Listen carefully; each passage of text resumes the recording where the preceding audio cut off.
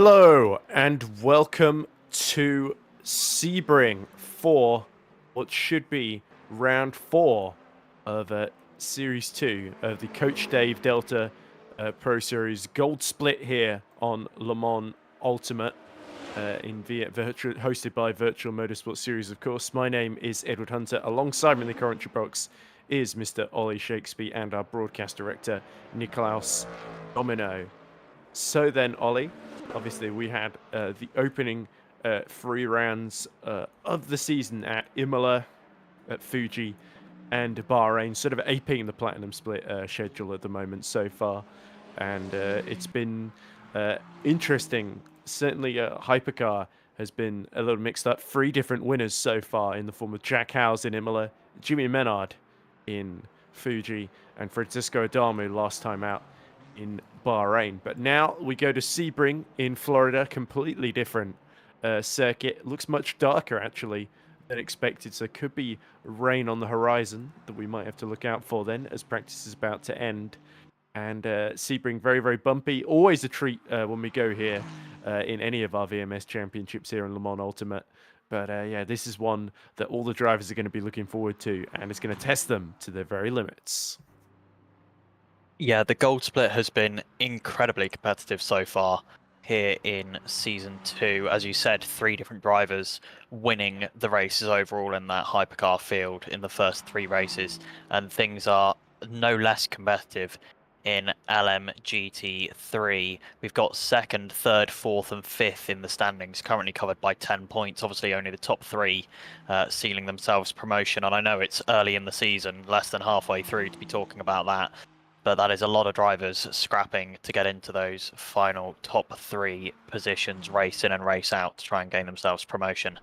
And I do see what you mean about the clouds. I have heard some ripples in the various drivers' streams during the practice of this race, that there has been a little bit of rain here and there. So we'll see if it comes when we get into the race. Anyone who was here for Season 1 will remember from the Pro Series race just how crazy things can get around here when the rain falls. So you'll definitely want to stick around for that. Contender as well, didn't it, last season as well? Yes, and it was, I think, equally mental in both, if memory serves. Yeah, I think it was more mental in Contender, if only for the fact that the drivers are a little bit less experienced than some of the gold splitters. Martin Mergeli just about holds on to that moment there, but that's his final lap in practice over. Mergeli 6/10 off of Jack Howes, who didn't Jack Howes, of course, retire last time out at Bahrain, so that has to be his drop round. So yeah, Jack Howes has fallen to 3rd in the overall standings, though that's of course before we add drop rounds. So now, before GT3 qualifying begins, now might be a good point to go through our top 10 in the championship. Here's our GT3 standings. William Giovannini continues his march at the head of the field, of course, after winning in Fuji. He was 2nd last time out of Bahrain. Marco Bischoff is 17 points down on him, quite a distance. Zach Duran just a point behind, but Zach Duran, of course, had to miss the race at Fuji that William Giovannini won. Otherwise, Duran has won the sprint rounds at both Imola and Bahrain. Nico Barclay is number 9 points further adrift. Brilliant driver, Nico Barclay in the Mustang, in 4th in the standings, just a point ahead of Yohamaki Yuppie, another up-and-coming young driver. Julian Weisenberger is in 6th, and it's Adrian Kabacki 7th in his BMW. Belchio Neto is 8th at the moment on 12 points. Maciej Kuspczyk is in 9th, the man who showed a lot of impressive form last season as well. At the moment, Kuspczyk had to miss Fuji and was 6th and 9th in the 2 rounds that he has done. And then finally, rounding out the top 10, is Nick Dealey, another driver who had a lot of bad luck in Bahrain as well. In 11th on 4 points, it's Jerome Mitrel, who's very consistent but not especially quick, it must be said. Liam Rance, who's not showed up all that often, has got 2 points to his name, with Aaron Di Battista in 13th. Gustav Schubert, Jeremy Leitus, Marcus Nug, Rune Bebers and Maxime Wendler all yet to get themselves off the scoreboard. Let's see how many of our GT3s are in action today. I think we have got about 12, if memory serves. Zach Duran, Yukimaki Yupi, Marco Bischoff, this man, William Giovannini, we ride on board with at the moment, Nico Barkley, Adrian Kabaki, Maciej Kuspczyk, Nick Deely, Belgian Neto, and Jerome Mitro. So that's not 12, that's actually just 10 then. But but nonetheless then, as we see, we are on board with Giovannini then, as he's getting ready for his first flying lap. They go very, very wide out of Sunset Bend to start the lap then. And then it's climbing through fourth into fifth gear as they approach the first corner. That very, very fast left-hander where we've seen so many races come to an end, so many great moves made as well, as now we go down towards turns 2, 3, and 4. And this is where the circuit gets a little bit more technical, Ollie. Yeah, a really twisty part of the track here at Sebring. And I know that any motorsport fan is going to want to cause me harm when I say this, but obviously Sebring is an ex-airfield, so lots of bumps in this tarmac, which is incredibly old. Some of these straights at Sebring are the original asphalt that was laid down here in and around World War II when it was last used when it was last officially used as an airbase. So this tarmac is getting on for 100 years old in some places around the track, and it doesn't have a whole lot of grip to offer in the dry, let alone if we're to see any wet weather. So these drivers are really going to be struggling to get these cars to turn in, as we see with the Mustang there, just understeering a little bit out towards the outside of the corner in the hands of Zach Duran. Yeah, and Duran, of course, very much the form man at the moment, yet to lose in his appearances in the gold split so far, with just that did not start at Fuji, meaning he's not got a sort of drop round to fall back on. So at the moment, Zach Duran is on a run, a little bit like Mikolaj Hrushky was in Contender last season as well, although Hrushky, of course, has only just scored his first points in the Platinum Split last week at Bahrain, of course, as we see Zach Duran, unsurprisingly, purple in the first 2 sectors. We should be seeing he should be the first of one of the first drivers to get a time on the board in GD3.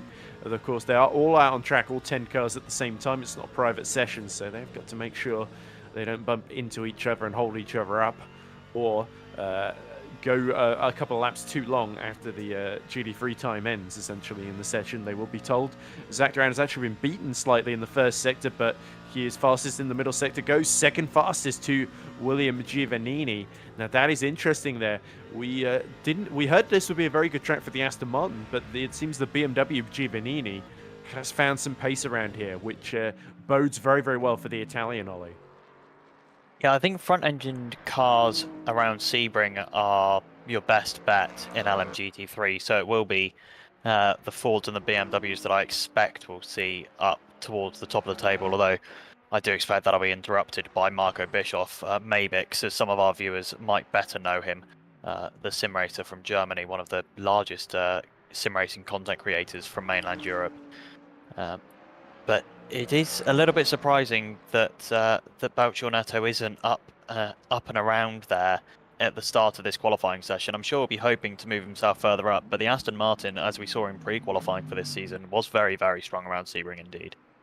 Yeah, and look at that. Zach Duran, I think, did you say he went a second faster in the first sector there than the previous lap? So, yeah, definitely got the bit between his teeth. As you see the sparks regularly flying as the under tray at the very, very front of the Mustang constantly hitting the ground, which in itself shows you how bumpy it is and also how much high speed he's traveling at the moment then.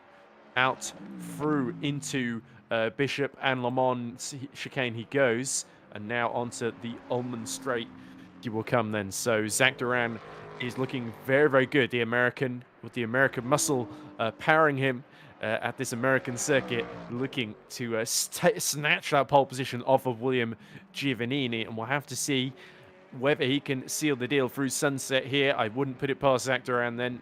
The black and gold Mustang, just a little longer to go then as he settles himself in, decides to maximize scoring. In fact, you can see William Giovannini, I think, just up the road in that 46, unless it's Kabaki. It is Giovannini. Is Duran going to set the fastest time? Yes, he is. And it is a 2:01.8, over half a second quicker than Giovannini. So the gauntlet has been laid down, but Maki Yupi is actually faster than Duran in the middle sector. So everybody is finding time then in the first 5 minutes of this session. That was incredibly close to the wall on the exit there for Yuamaki Yupi. I mean, you could measure that with a 30-centimeter ruler, I would expect, with how close that looks from the offboards. And he puts himself up into second. Marco Bischoff moving ahead of Giovannini, and Adrian Gabacki moving ahead of William Giovannini as well. So Ooh. the current And championship leader Makiupi down in fifth. was faster than Duran in the second and third sector. It was the first sector where he was losing 2/10 essentially. Yeah, not what he would have wanted, but you know, it's promising that he's on pace, if not slightly above pace, compared to Zach in those second and third sectors, because at the moment he has been the man to beat in the rounds that he's been attending. Yeah, Makiupi's been getting stronger and stronger as the season goes on. He was fifth in the first 2 rounds, but he actually overcame and beat Nico Barclay to third place, the final spot on the podium in the race at Bahrain as well. So yeah, Makiupi, who goes purple in the first sector, is another form man at the moment, just absolutely coming into his own. You can tell he is just really enjoying driving in Le Mans Ultimate and driving this Ford Mustang here. But if Makiupi can start his championship quite early, we could be, you did say earlier, it's looking like a top 3 in both championships, head and shoulders above the rest. I think Makiupi might have something to say about that as we see the 77 of Nico Barclay getting out of the way. Then Makiupi just goes slightly faster on his previous lap in the middle sector. If he can just match his previous lap in the final sector, he could be on for pole position here. Yeah, brilliant lap so far from Yuya Makiupi. He's really gotten to grips and on the level with that Ford Mustang in the last couple of races, which is brilliant to see. William Giovannini goes to the top of the board, not for long. Zach Duran takes it straight back at 201.473. And I tell you what, I would be very impressed if we do see it, and I wouldn't necessarily be surprised if we do, but I reckon we're going to see some properly low 201s come the end of this qualifying session. The cloud cover coming over the track a little bit more than it was at the start is going to be lowering that track surface temperature, which will be helping the LMGT3s as well. Makiupi misses out there by a whisker on that lap, but a brilliant first sector set him up. It's just a shame from his point of view that Zach Duran was in the middle of cooking up an even better one.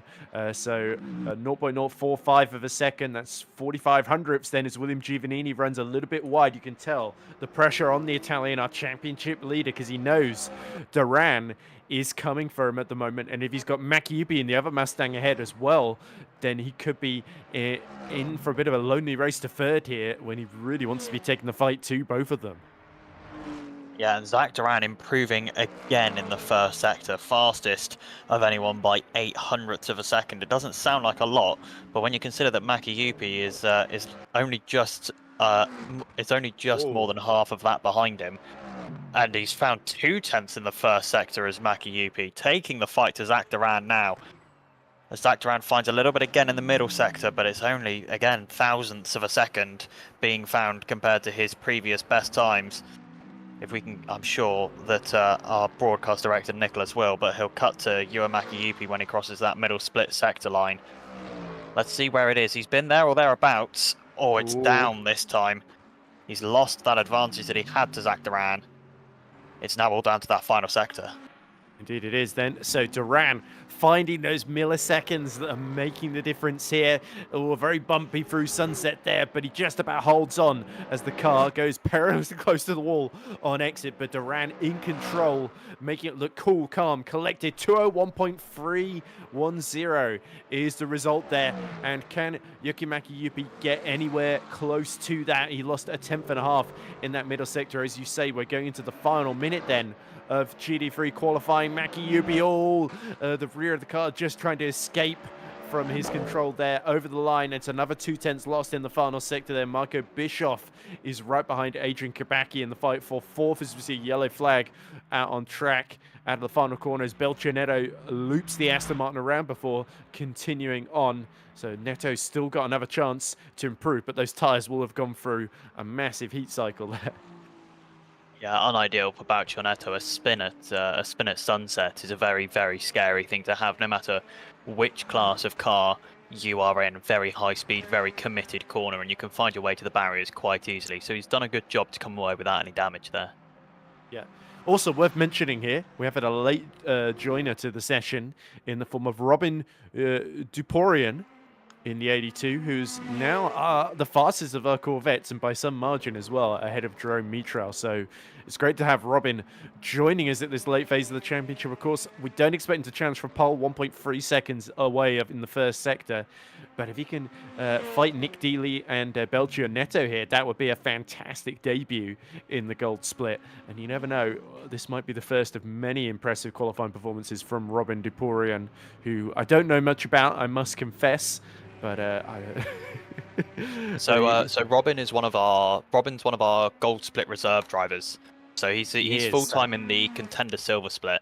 But yeah, decent qualifying performances will definitely give him some confidence to maybe look at doing pre-quali to try and get himself into the gold split for season 3. If he can pull some decent qualifying and race performances out of the bag whilst reserving. Yeah, Mackie Yippee. Whoa!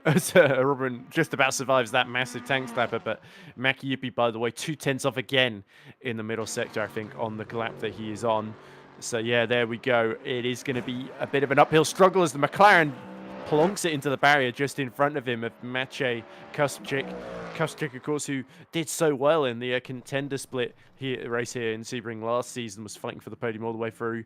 But is Mackie Yippee, who does go a little bit faster, but misses out on pole by just under 0.2 of a second. But nonetheless, I think that was an impressive quali session from the Finn. As Belgio Neto, he's looking a bit quicker. Can he secure that 8th position? Yes, he can then. So the Aston Martin a little bit further behind than I think he would like, but it is our front-engine cars. It's the beefy Mustangs and BMWs that lock out our first 2 rows of the grid, it seems. I don't think anybody else is still out there on a lap, so that confirms our GD3 order is going to be Zach Duran on pole position, Yuki Mackie Yippee alongside him on the front row then, William Giovannini, championship leader in 3rd, Adrian Kabacki 4th, Marco Bischoff first of the Ferraris in 5th, Nico Barclay 6th, Maciej Kuszczyk in 7th, Neto in 8th, Nick Dealey 9th, Robin Duporian his first appearance as a reserve in 12th, and then Jerome Mitral bringing up the rear in 11th then. So could be quite interesting. We know if it rains, that could well play into the hands of the Corvettes, because Corvettes always seem to get really, really good finishing positions in GD3 when there's chaos ahead of them. We saw it with, what was this? Who did... who was in one of the Corvettes in Platinum Split last season? I know Liskovitz is in it this season, but yeah, last season it was... what's his name? Can't remember, but he finished 5th, I think. And that was his best finish of the season in Sebring, in the wet, with everybody ahead of him basically hitting trouble apart from the championship contenders. Oh, it'll come to me. Let me check out. I'm on our SimGrid page right now, so I'll go and have a little spy out and see what I can find. Because I know who you're talking about. I'm there with you, but yeah, I can't think of who it is. Was it Elise Buzita? Yeah, that's the man I'm thinking of. Yes. So obviously, I think it was Valtteri Manninen who was in the other Corvette the last season. But I think it was Buzita who got the best Corvette, the best result the Corvette has ever gotten, which was that 5th here in Sebring. It's a shame we've not seen more of Elise. Good driver, and certainly in endurance racing. Although he has tried open wheelers a couple of times to varying levels of success. And he's got a brother called Adam Buzita who does compete with us in Formula Sim racing. Fun fact there. I'm not sure if he's doing this season or not, but Adam has done a couple of seasons in the past. But anyway, enough about the Buzitas then. Our focus is going to shift then to Hypercar. I might not be able to stay for too long because I think dinner will be ready fairly shortly. Hopefully I'll be able to finish it before the race starts at 7. That's all good. There we go then. Green light at the end of the pit lane. Or not quite yet. Everybody released from the garages at the same time, at the exact same time, funnily enough, as they rejoin. So let's have a look at the Hypercar standings. It's Jimmy Menard, 10 points ahead of Jack Howes and Francesco Adamu. So they're equal then on 52 points each. Of course, Jack Howes with that retirement to his name. And Francesco Adamu winning last time out. Adam Zappler is 4th, about 20 points behind. Then is Lucas Cruiser in 5th, the first of our Toyotas, on 33 points, just a point behind Zappler. Barnabas Fazekas is in 6th in the Peugeot. Then it's Christian Banani in 7th, ahead of Martin Mergley. Mergley's been a bit unlucky, showing really good pace, actually, this season, but the results have not quite come together for him so far. Pascal Gehrig is 9th in the second of our Peugeots, and Roman Marchand rounds out the top 10. Roman, of course, wasn't it Marchand who was on pole here last season as well in his Toyota, if memory serves. So he'll be looking to repeat that feat. Sachin Sobers was 11th, is 11th on 12 points, ahead of Roman Freyrom. Marvin Butson is 13th. Then it is Tobias Blumstein and Olivier Demolians, our final point scorers, both of them hoping to get more finishes under their belts, more starts as well in the Peugeots. Yanis Bougiera, Alexi Taylor, and Davide Chiesa all yet to get off the blocks in this season so far. So all in different cars. The Lamborghini especially needs some good luck at the moment as we cut to Jack Howes. And there is Mergely. And we expect them both to be threats for pole position because that has been the pattern so far. Mergley not having as much luck in the races, but Jack Howes, of course, right in the mix of that fight for the championship.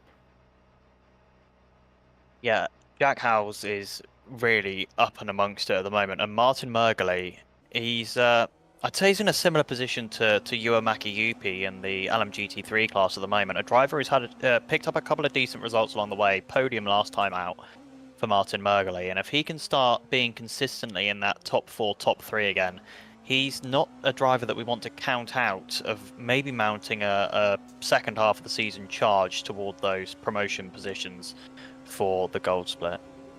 Yeah, we saw how quick he was in Fuji as well, as he seems to be weaving even as he starts his lap there. Interesting. So tire temperature clearly a big factor here, especially for our hypercars here at Sebring then, as Jack Howes goes all the way off track then, coming out of, that was a not Tower Corner, the one that it was a Collier Corner, wasn't it, and Cunningham Bend, where he just went completely off track there. No, I think it was Tower Corner, sorry. I got it right the first time. Yeah, I keep forgetting which part of the track we're on. So he's abandoned the lap and now he's starting to weed to get more tire temperature in. So yeah, the Michelins on the Ferrari and the Porsche hypercars seem to be very, very sensitive and just dropping off the road then. Yeah, really not having a great time with getting those tyres warmed up. It is slightly lower, obviously, track temperatures because of the cloud cover that we've got at the moment. And the ambient temperature isn't massive either, based on what I saw of the practice server temperatures from tuning into a couple of drivers' different streams. So these guys are going to be weaving all over the place, left, right, and centre, as you are seeing as we watch Martin Mergely from the off-board camera. They are weaving all over the place to try and get some tyre temperature into those Michelins to be able to set themselves a decent lap time. Yeah, reminds me a lot of Circuit of the Americas last season in Platinum Split, where we had the hypercars all basically trying to weave tire temperature in. It was Marco Di Bruno did the best job of all, as Jack Howes, unsurprisingly, goes a second and a half quicker. And I believe this is why we saw those first couple of times in GD3 were a little bit slow, because everybody was basically warming their tires up on the first lap, essentially. So yeah, no, it wasn't the sort of sudden form found by Zach Duran. I think it was literally just because he was taking it easy in the first sector. As again, Jack Howes a little bit risky on Tower Corner on exit, but collects it up. And this should be the marker that everyone else has got to see how close they can get to. The yardstick being laid down then, as into Le Mans chicane comes Jack Howes, and he's setting himself up onto the Ullman straight then. The Ferrari 499P has very much been the car of choice, although having said that, in Platinum Split, last couple of races, last race was won by James Baldwin in the Toyota, wasn't it, as well? So, yeah, the Toyotas was on pole here last season as well, somewhat unexpectedly in the hands of, I believe it was Roman Marchand. So we have got to keep an eye on the Frenchman. Out of the final corner comes Jack Howes, though, and let's see. His target time 1:45, and it's a 1:44.8. There we go. So a little bit slower actually in the final sector, but minimal difference there. And I'm sure Jack Howes is going to go faster than that as this session goes on. Lucas Cruiser goes a little bit slower, 4/10 slower. Jimmy Menard and Francesco Adamu also behind Cruiser. So yeah, you can tell Howes warming up his tires the previous lap has very much paid off. I'll have to see, because everybody looks like they are struggling to catch him at the moment. Yeah, I was just going to say, Romain Marchand obviously hoping that he'll be able to put in a similar performance in qualifying to what he did around here last year.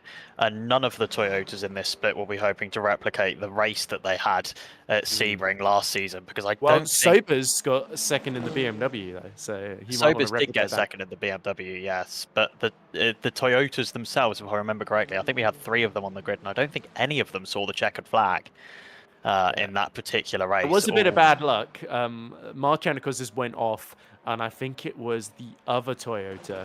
I forget who was driving it at the time. Who saw? I think it might have been Jerome Mitchell spun out of the final corner in the McLaren, and he just went straight into the back of him because he had no time to react. Of course, as we see the endurance pit lane being used. Yeah, it might have been Yvan Chevalier, is I think the driver I'm thinking of there. Another driver that I want. You sort of think of these names. What happened to them since last season? I've not seen much of Ivan. I'd love to see him back because he had a lot of potential to do very, very well as Adamu. Oh, just taps, gives the wall a little kiss, and I think the Ferrari behind him has done the same. Fastest final sector of anybody, but yeah, still 5/10 off of Jack Howes then, and that really shows you that the Englishman is got the bit between his teeth because he has gone 2/10 faster in recent history. 144.6. Adamu has gone third, and Jimmy Menard has gone fourth. So the Ferrari's starting to dominate as Banani lets the rear completely hang out on entry there. Interesting line, but I would suggest Banani not looking particularly quick. That was a sort of banana-shaped entry into that corner. Yeah, very good, very good. Yeah, yeah, Francesco Adamu rattling the tire barriers there, and it always brings back fond memories for me of going rental karting. You know, when you brush up against the plastic boarding surrounding the tires on rental carts, and you get this really wonderful kind of rattling noise, and that's when you know you're really pushing to the limits. Is when you end up brushing against those. And I expect if you were able to sit in Francesco Adamu's cockpit, there was probably not quite the noise you heard in there. It was probably a mixture of screaming and trying to keep as calm as possible, getting that close to the wall. But yeah, really, really pushing the limits. Yeah, absolutely. In fact, it reminds me of Buttonmore Park. I actually saw, I was commenting there, and the driver had a very underpowered car and was defending from like a 9-car train or something, and went into the chicane, the S's in the middle of the circuit, and actually clipped the wall at the barrier on the inside, and a little plastic barrier went flying, and there had to be a full course yellow as the marshals put it back on, essentially, which was quite funny. Still not the most dangerous thing that happened in the race. The most dangerous thing is when I nearly got taken out by the drone that was filming the event that decided to go out of control and crash into the grandstand. Luckily, it hit the metal railing that was right in front of me, but it was quite awakening. Luckily, it happened before commentary started, and I'm still alive as well as Zapla just loses it mid-apex there, and that's so easy to do when you try and get on the throttle too early out of sunset. You find yourself just having to arrest a massive slide. But Zapla somehow, though, briefly up to second, but it's Jimmy Menard who gets up onto the front row there. But they're all fighting over second there. Nobody able to get within a sausage of Jack Howell's, to use a very technical timing term, a sausage. That's at least 4/10 a sausage. We'll have to figure out what else food we can eat. You can tell I'm really hungry, can't you? Yeah, I really can. But anyway, yeah, my point is there, Jack Howell's impervious to anything that they have to throw at him. The 51, I think he's looking good for pole here as we go into the final 90 seconds or so. And Martin Mergley then has left it late to set a competitive lap time. He has been struggling near the very, very back of the field, 4/10 off the pace. But now he's finally got the hammer down, 4/10 off. This is him making a bid for second position here, I think, in that Porsche. Yes, I'm trying to think up of ways to continue the kind of food-related puns, but I'm not managing to bring anything to mind right now. Although one of the things I'm hung up on at the moment is that your hungry mind appears to be conflating sausages and bananas, which in my mind are two things that don't go together in any way whatsoever. No. Well, that was to make the pun with Christian Banani's last name. Oh, yes, of course. I don't know where the sausage came from, but anyway, here's how the sausage is made. Merkley. So, the rear drifting out through Le Mans chicane, and he controls it beautifully. That will cost him a little bit on entry, but the exit looks good here. So Martin Merkley then will have time for one more run as long as he's got the fuel and the tyres aren't completely destroyed at the end of this one. He has spent a lot of time warming them up. Let's hope they don't suddenly overheat. Into Sunset Bend he goes. Sparks flying in every direction.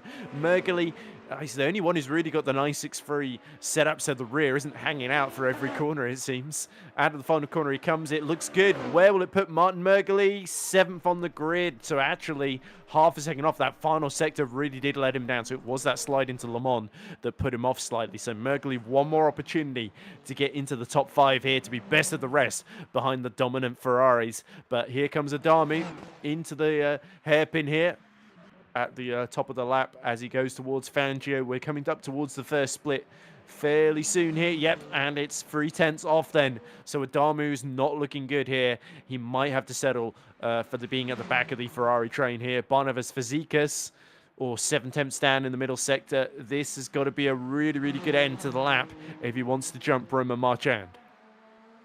Yeah, Barnabas Fazekas in the Peugeot. Pascal Guerrig currently the highest of the Peugeots. It's just nice to see them having a little bit of a better time. It wasn't a brilliant start to the season for the Peugeots here in the gold split, but things starting to take a turn for the better. We're back with Martin Mergely for a second before we hop to Sachin Sobers, who's trying to get himself off the bottom of the table at the moment, down in 12th. Yep, and personal best in the first 2 sectors. Half a second down in the first sector, 3/10 down in the middle. So he's got to hope he can pull something out the bag here. Sachin Sobers, we know, always tends to go better in the race than qualifying, though. He does tend to, which will be obviously the thing that he needs to think about. As always, you know, it's again a cliche that's overused in racing, but it's the race where the points are scored. Qualifying to a certain extent doesn't massively matter as much as what you do in the race, and he does lift himself up into 9th, so he is inside the top 10, which is crucial for him. And he'll hope Only that just he ahead can of go a decent Fazekas as platform. well, by a couple of hundredths. Martin Mergely, does go up to 6th, displaces Pascal Guerrig, by 7 thousandths of a second there. He left it late, but that final sector was a big improvement there. Christian Benani better in the first sector, but it's the middle sector that lets him down. He is just outside the top 10, so 1963 up to 6th, but the other has to settle for 11th. Yeah, disappointing for Christian. He's not going to be massively pleased with that, I don't expect. It looked like if he'd managed to string together his best sectors, he would have been inside that top 10 relatively comfortably, but just not able to put them all into one lap. Right then, so we should be able to go through the grid. Dinner seems to be delayed on my end. Jack Howes then on pole position from Francesco Adamu. That is row 1. Row 2, Jimmy Menard looking to keep Adam Zappler at bay in the 83 Ferrari. Then on row 3, it will be Lucas Cruiser, joined by Hungary's Martin Mergely. Row 4 will be Pascal Guerrig and Romain Marchand. So the Peugeot looking to keep the Toyota behind him. Sachin Sobers leads row 5 with Barnabas Fazekas for company in the 93 Peugeot. Christian Benani will lead row 6 in 11th position from Roman Freydrom in the Soul Cadillac. And it's Olivier Demolins making up the rear in Hypercar as Zach Duran will start from the front on row 7 in GD3. Yukimaki Yupi makes up the front row of William Giovannini for company as well. Our championship leader, Adrian Kabacki, makes up row 9 with Marco Bischoff keeping him company. Then it's Nico Barclay on row 10 with Maciej Kuspczyk alongside him in the McLaren.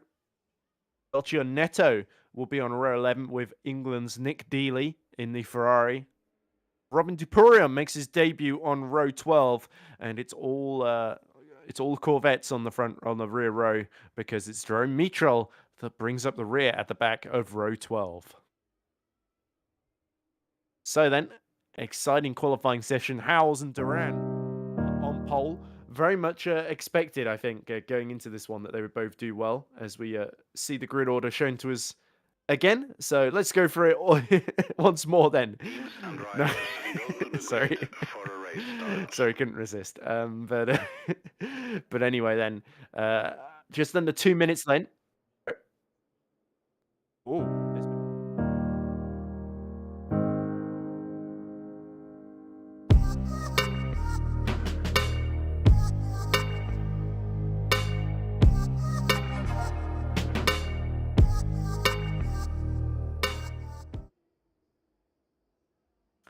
Welcome back then to Sebring, as we are moments away from the start here, a minute exactly almost away from the start of the 4th gold split race of the season here in the Virtual Motorsport Series. So Ollie, the weather is a bit in doubt Looks a little bit sunnier than qualifying at the moment, but our 4 Ferraris are going to be very, very evenly matched. Jack Howes, though, will be hoping to make a break for it. And then, of course, Zach Duran, he's in a sort of a must-win situation, isn't he? Because with that race that he missed, he knows he has to keep the wins coming to keep the pressure on Giovannini and company. And then Yukimaki Yuppie, the Finn, looking to spoil the party in that 44 Mustang. Yeah, Zach Duran is going to be thinking about that. Obviously, he's got something to fall back on, which is that at the moment he is just a 100% success rate for the races that he's attended. So going into this, he has got a decent track record to be falling back on. But that's not going to stop him thinking surely about how much Yoamaki Yupi and William Giovannini have been closing in on him over the last couple of rounds. A few drivers here in the gold split really coming into their own as this season continues and putting Zach Duran in that wonderful Proton Mustang under more and more pressure every single round. Yeah, somebody in the chat, Drawton TV asked, what's the lap times for P1 GT and last GT? So Duran said a 201.310. I can't remember what Jerome Mitrel said, but I think it was about 5 or 6 seconds slower. Or might be only 4 seconds slower. Yeah, that was it. 4 seconds. As the dummy grid is released then. And it is Howes and Adamu leading at the front, both confusingly in the 51s. And somebody also points out both of our Corvettes had to end up using the same 82 livery, didn't they? So there we go. But we know which one is Jack Howes because it's the one that's in front on the what will be the inside for turn 1 then.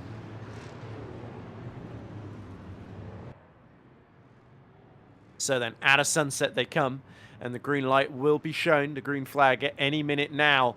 Will it be Howes or Dartmouth that gets to turn 1 first? Sebring, we got our hour-long sprint race about to get going any minute now.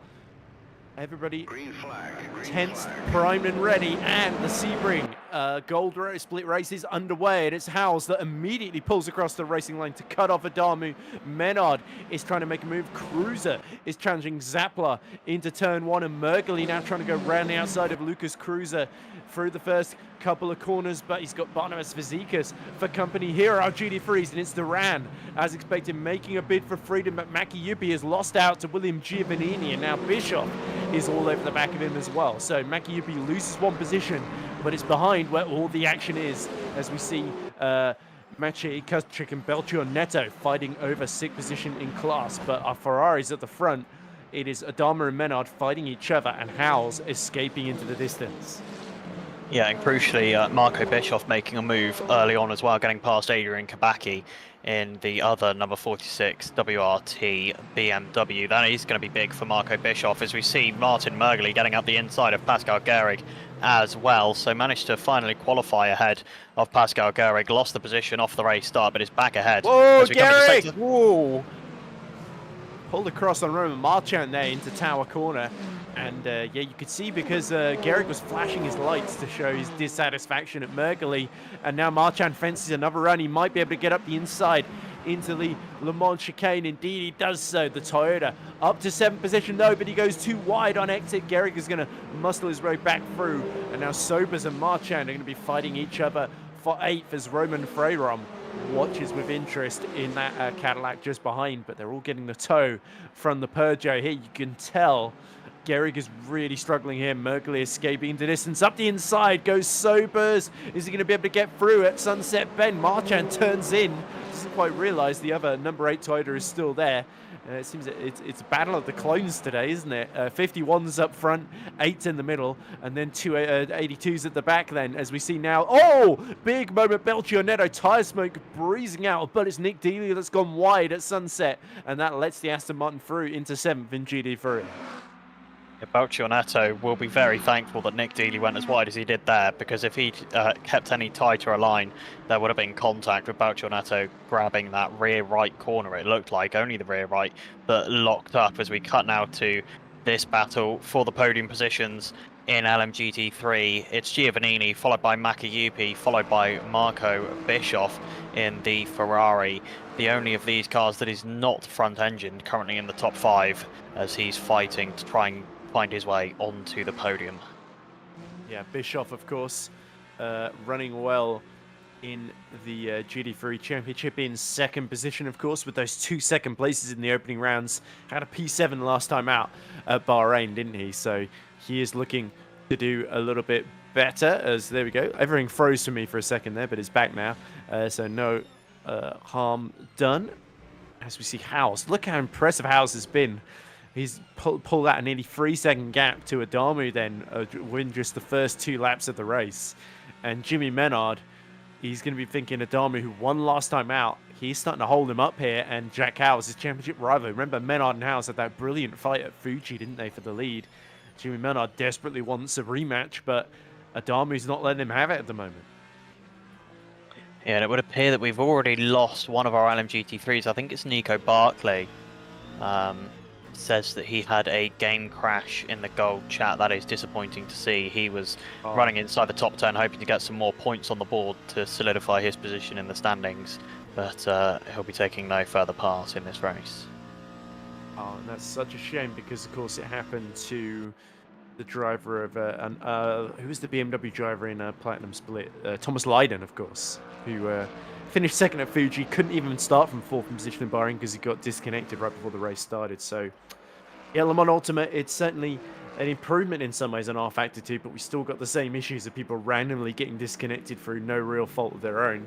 As we now watch Giovannini in his BMW starting to fall back into the clutches of Maki Yupi here. Oh, big crash! And is that Robin Dupuria? No, it is Robin, isn't it? Who is somehow Austin Powers it in the entry to the pit lane there, and he's got a wheel off. That's him out of the running, unfortunately. So Robin was a reserve going into this event. Doesn't look like it's going to last very long for him.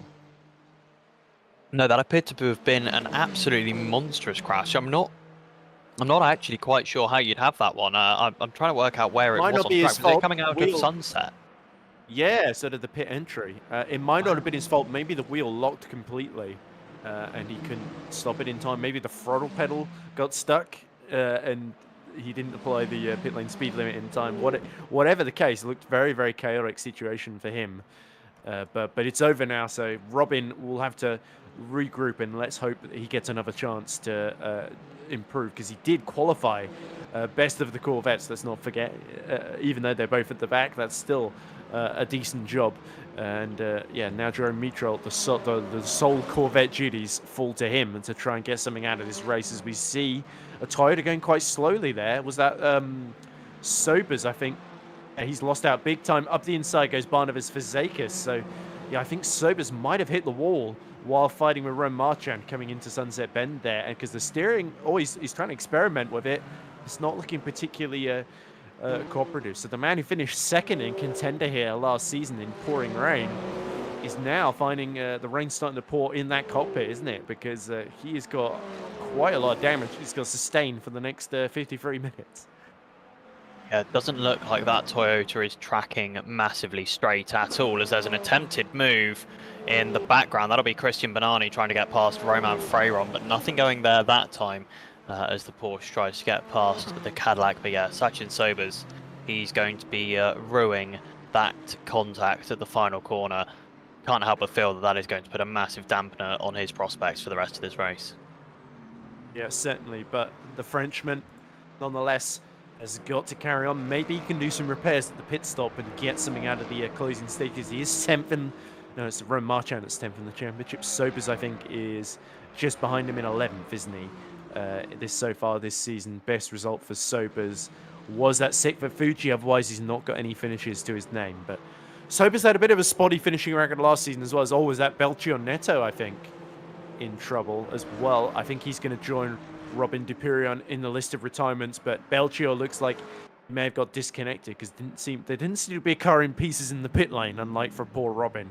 So yeah, Belchio had a difficult qualifying, and now his internet has decided to give up the ghost. As we see Maki Yupi getting very, very close to the back of William Giovannini here, and desperate to make it a Mustang 1-2 again. So Giovannini has got to defend as hard as he can from the young upstart behind him. They're both pretty young upstarts, it must be said. But yeah, it's Maki Yupi, the Finn, that is causing all the problems for him here. Yeah, Maki Yupi. Oh, so there's a little bit of contact front to rear between the Mustang and the BMW there. Maki Yupi sensing another opportunity to finish on the podium, but this time maybe one step further up the places than he was last time out in Bahrain. It would be a brilliant points haul for him. And again, like I said, really kickstart his campaign into those promotion spots with more than half the season left to go. Yeah, has got to set up Giovannini well here. The winner in Fuji, not easy to put one over and with him, Giovannini here, even if your Mustang has got a lot of grunt behind it. We see also just behind the battle team Kabaki and Marco Bischoff is Bischoff.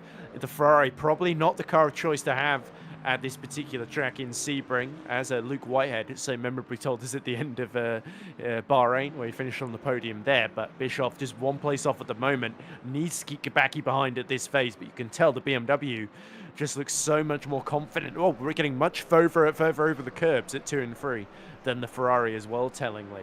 As it's more problems for Sobers. He has lost it again on the entry to the pit lane. So I think much like Robin Dupurion, he has lost it through Le Mans, and instead of going into the entry of the pit lane, he's just fallen shy of that. So it's sort of really unfortunate. But if you hit steering trouble early on, you're going to have lots of problems then, as Pascal Gehring is going side by side with Martin Mergeli.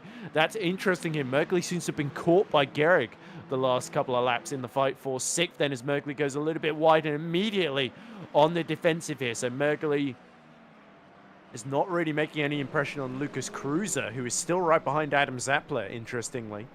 It is Mergeli having to get defensive from the Peugeot. So Mergeli, you sense, having made a couple of places right at the end of qualifying, now having to sort of defend to keep them, but it's not defensive enough up the inside, as Mergeli has a massive moment as he locks the rear tires, and that's easily going to let Gehrig through. Now Roman Marchand is going to fancy a piece of him. Yeah, absolutely. I tell you what, Pascal Gehrig, I thought he was going to try and go for it all the way around the outside of turn one. That would have been an absolutely fantastic move. But up the inside of the hairpin it was, and this time it's Roman Marchand up the inside through this twisty section through the middle of Sector 2. Is Roman Marchand going to get it done on the inside at Tower? Ooh. It's very close. Can he get the better run? He does, because Martin Mergeli dips those outside Michelins into the gravel, and that is moved on for Roman Marchand up into 8th position, I believe that was for. Yeah, Kabaki was getting very close to the back of Bischoff, going into Sunset Bend down the Ullman Straight. As we see Maki Yupi clears Giovannini then on the exit down the start-finish straight out of Sunset there. So it looked like Giovannini just didn't quite get the exit that he needed. And Maki Yupi got to the inside, swept across to the racing line. And the Finn is up to second, 3.5 seconds now behind Zach Duran then. So there's still a chance that Maki Yupi could show some pace, make an impression on Zach Duran, but it's a big ask. In fact, Duran not having a good lap. He's actually lost about half a second through the first sector here, so the fight for the lead is very much on here. Zach Duran cannot afford to get complacent. No, not at all. Zach Duran is going to be hunted down by Maki Yupi. I expect that bright yellow Mustang machine is going to be laying out everything that it has for the next 48.5 or so minutes of this race to try and pull up to the back of Zach Duran and maybe make a bid for the LMGT3 class win. We also get a comment in the chat from Rick Jameson, who says, Howell's coaching from Michi Hoyer is clearly paying off. Michi Hoyer, of course, won this race in the Platinum Split last season as well. So, yeah, no surprise that you want the race winner to be the one coaching you, as now we are starting to see our Hypercar leaders are catching up to the rear of the GT3 pack. So that would be Jerome Mitrel and Nick Dealey being picked off at the moment there. And traffic, as always, is such an important thing in these multi-class races, as we can see here. This is Lucas Cruiser just behind Adam Zappler, and I think Lucas Cruiser is going to catch that Ferrari in a slightly more awkward position, although the other Ferrari in an awkward position at the moment is Marco Bischoff being hunted down by Adrian Kabaki right now. Is the move on into Sunset. Kabaki tries to make it on into Sunset, but no room left there by Marco Bischoff. The door slammed in his face. Is there going to be another opportunity down in towards turn one, or maybe down towards their hairpin on this lap for Adrian Kabaki to move up? Yeah, look, Jack Howells is in the background, catching up to the both of them, looking to put the lap on them. And this is where they're tight together, battling each other. They need to leave room for the Hypercar. They do so. So you've got to stick to your lines, stay predictable here. But once they're through, it's every man for himself, isn't it? And yeah, you never know what Adrian Kabaki might be planning here. Maki Yubi desperately trying to gap Giovannini at the moment, and what he really doesn't need is to lose time having to let the hypercars through essentially here, as House has cleared both of them, so that won't affect things. But now, oh, it's a late dive from Adrian Kabaki, and he pulls across, almost hits the back of the Ferrari into the hairpin there, but just about avoids disaster. Here comes Jimmy Menard and Francesco Adamu, desperate not to lose out to one another, and it's Menard that's actually getting through the pack a little bit more efficiently than Adamu at this phase. Will that change now as Giovannini is in the way at Cunningham Corner here? And Adrian Kabaki is trying to make that move happen, and it's going to box in Adam Saplar, who obviously has Lucas Cruiser just behind him, so this is going to be brilliant for the Toyota man, although as I say that, he's now going to get boxed in by Kabaki as well, as Kabaki goes off the track with those left-hand side tyres. Not ideal for the BMW driver. That has just opened up that gap to Marco Bischoff a little bit more than he would have liked, and he's going to have to try and reel that Ferrari back in again. Yeah, Cruiser, though, continues to put the pressure on Adam Zapla there, and Lucas Cruiser, of course, who, let's see how he's doing in the championship. I wouldn't say he's cruising along. He's in 5th position, as we see Pascal Gerrig now make his way through the GD3 pack. But yes, Cruiser, of course, 2 top 5s in the last 2 races. He has been the most consistent driver. 6th in the first round, then 2 5th positions. Now he's on for another 5th, but I think he wants 4th. That would be an amazing result for him, as Lucas Cruiser just continues to keep himself in the mix, but he's in a direct fight with Zapla in the championship as well.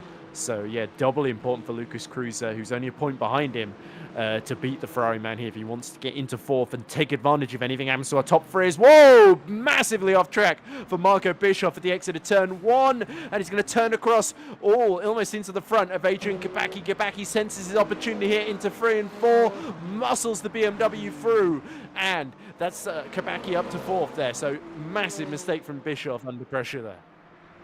Yeah, I think Bischoff's problem was that the hypercar that was coming up the inside of him, I think it might have been Pascal Gerrig, just stayed on his inside into turn 1, was still there slightly longer than Bischoff had thought he was going to be. So he had to delay his turn in, and then obviously that just meant that by the time he got to the exit of the corner, he was 1 meter wider or 1.5 meters wider than he was expecting to be, and it was straight into the gravel and then the grass on the exit, and that allowed Adrian Kabaki through into that 4th position that he's been hunting for the last 15 minutes or so. Yep, so now it's Mustangs, BMWs occupying our first 4 positions then, as the Ferrari is pushed back down to 5th, the polar opposite of Hypercar, where it's all Ferraris in the top 4 still, with Adam Zapla remaining under pressure then. But we ride on board with the sole Cadillac of Roman Freirom, keeping Christian Bernani under pressure as he tries to get into the top 10. That's the final points-paying position, of course. So Freirom will be desperate to put himself into it, as we see the 44 Mustang and Maki Yupi being lapped by the pair of them. That means Zach Duran can't be too far up the road, only 2.9 seconds exactly. You can see him just in the distance there as Bernani cuts to the inside for Sunset quickly, and Freirom almost has a lot of speed but nowhere to go with it, as now they come on exit here, and he gets the last little bit of slipstream from the back of Zach Duran as he cuts back to his own race with Christian Bernani. But Bernani may not have the straight line speed of the Cadillac, but he's pretty decent through the corners here, and that seems to be saving him. Yeah, that Porsche, you're right, it does struggle in a straight line, similar to the Porsche in the LMGT3 class. But Bernani does definitely have the edge through the corners, which will be something that he'll be holding on to, as there are, let's say, plenty of them around here at Sebring, also known as quite a lot of corners around here at Sebring.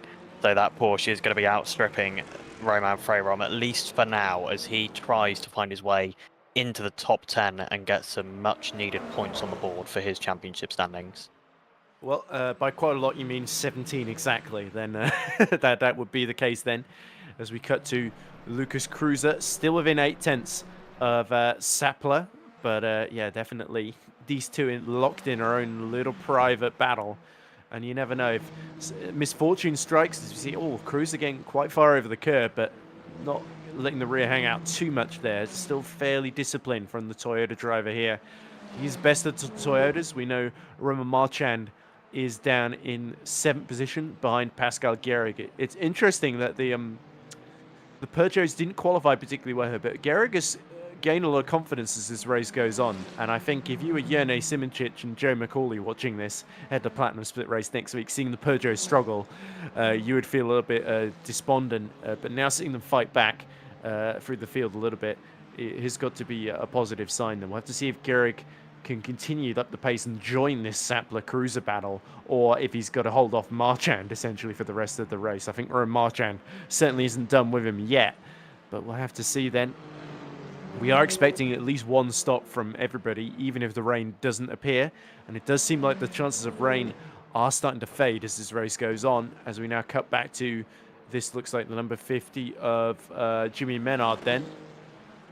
Has he gotten past Adamu in recent history? I think he has, actually. So, yeah, Adamu losing out and now having to hold on to that 3rd position and just hope that he can get back on terms with Menard there. But I think a lap or two ago, there was a mistake from Adamu that let Menard through. Yeah, and Maki Yupi is kind of just pacing Zach Duran at the moment. Just kind of going lap time for lap time. That gap is pretty stable around the 3-second mark. Neither driver really able to gain or lose in that scenario, although Maki Yupi is gaining hand over fist on William Giovannini at the moment. That gap opened to over 2 seconds already and continuing to grow as Giovannini and Adrian Kabaki look like they may end up having a squabble for that final podium position before this race is over. Yep, and it does seem like the field is just starting to spread out slowly but surely, isn't it? The closest battle on track is Barnabas Fazekas and Martin Mergley fighting over 8th then, as the 93 Peugeot continues to try and keep the pressure up. Here's Kuschik, whose name I infamously got very heavily criticised in the chat last season in Contender for mispronouncing it when he was driving in the BMW. He has switched to the McLaren 720S. It does not seem to have improved his fortunes particularly. He is down in 6th position, trying to catch up to Marco Bischoff, and the McLaren, it must be said, we saw Ringer Mitchell make a few good overtakes with it in Platinum Split, but it does not seem to be the favoured car in terms of BOP anymore. We'll have to see if the update after this race will change that. Is that Mergley out, I think? He crawled to a halt at the Le Mans chicane. So another driver losing at the Le Mans chicane and having to come to a halt. Are these all coincidental, or is there something more, a bigger issue with that corner that they're struggling with? Yeah, possibly. Obviously, Romain Freiron, I expect, was pretty close behind because he had been on the tail of Christian Bonani. So I expect if anyone will be able to tell us what happened, other than Christian, it will be Romain Freiron. I love how like half the time I've thrown to you and the first thing you said is possibly, maybe. It reminds me a lot of what's that really bad Star Wars movie, Attack of the Clones, where like there's the bounty hunter who's clearly the bad guy, and like he's being asked questions and is like, oh, were you at this place at this certain time? And he's just like, possibly, I might have been, maybe. As a massive Star Wars fan, it hurts me that you've compared me to that film because it is known to be the worst in the series. Yeah, no, absolutely, but it is. Yeah, Le Mans is a very, very difficult corner. Partially, as you said, because you do have to be massively over those curbs to extract the best out of the car. And as we all know, these hypercars are not massively light, and it is quite an extreme direction change. So every now and again, the rear end of the car just decides that it doesn't want to do it anymore, and you suddenly find yourself changing direction about 180 degrees away from where you'd quite like to be ending up. Yes, exactly. So yeah, the rear end does like to misbehave, and you have to be respectful of some of these curbs at Sebring then. As in the commentary box, I seem to have gone from hunger to delirium. But anyway, we ride now on board with, I believe this is Jack Howells. It is. It's a bit hard to tell with the white text and the very, very white clouds up there. It helps when there's a bright blue sky, of course. But yeah, part of that might also be me not just being able to tell different shades of white apart from one another. But anyway, it's the shades of red at the moment that you need to focus on. The 51 continuing to pull away, 5 seconds ahead of Jimmy Menard here. May not sound like a lot, but it is significant. As you say, Maki Yupi matching the lap times of Duran, and we do get a comment in the chat about Mackie Yuppie, and that again from Rick Jameson, who says Mackie the bridesmaid so far this season, and yeah, always the bridesmaid, never the bride is the saying, as they say. But Mackie Yuppie, I think, considering he was fifth in the first two races, third in the last one, and then second here, he's a bridesmaid that's getting closer to getting married rather than further away. So I think the trend is certainly really, really positive, and yeah, if you are Marco Bischoff or even William Giovannini, you might be looking at this performance and feeling a bit worried for the rest of the season. If Mackie Yuppie can pull this out of the bag, get a few more second places to Zach Duran, then he could be a big threat for the top three at the end of the season and that promotion to Platinum Split. Absolutely, it does feel like Mackie Yuppie is working his way towards that top spot slowly but surely, gaining understanding of how that Ford Mustang works. It is a historically tricky car to drive, even though it's front-engined. You have to utilize the rear pivot quite a lot in the Ford Mustang to get the best out of it, which is a very unique driving style in these LMGT3 cars, but Mackie Yuppie appears to be getting to grips with it as this championship goes on. And yeah, as you say, and as I have also said, a late charge for those promotion spots is absolutely not off of the cards for Yuya Mackie Yuppie at this stage. Yep, apologies, there doesn't seem to be a whole lot of action to talk about at the present moment in this mid-phase of the race as we coast up towards half distance. We have lost Martin Mergley, Sachin Sobers, Belcher Neto, and Robin Duporion. So 2 GD3s and 2 hypercars. Closest battle on track at the moment is Roman Marchand versus Pascal Gehrig for 6th, as Roman Marchand has consistently stayed within about 9/10 a second of Gehrig and has been sort of patiently waiting for his moment to strike, our pole sitter from last season. He's certainly kept it by this stage. I think Marchand had hit the wall from the lead and damaged his steering, hadn't he, under immense pressure. Ooh. Okay, and I gotta go. So bye. Yeah, It's finally ready. So. No, indeed it was. Ed saying there that Roman Marchand, by this point in the Contender Series last season, had hit the wall in turn 1 and was stranded, I believe, in the grass up in turns 2 and 3, trying to work out how badly damaged his steering was as he comes past Nick Dealey for the second time. Or, no, probably the third time in this race, considering we're almost half an hour in. That's, those numbers are about line up. And he's chasing down Pascal Gehrig. This lap, the gap closing a little bit more than it has been previously, now down towards kind of 0.8 of a second, as Pascal Gehrig has made a mistake into turn number 2.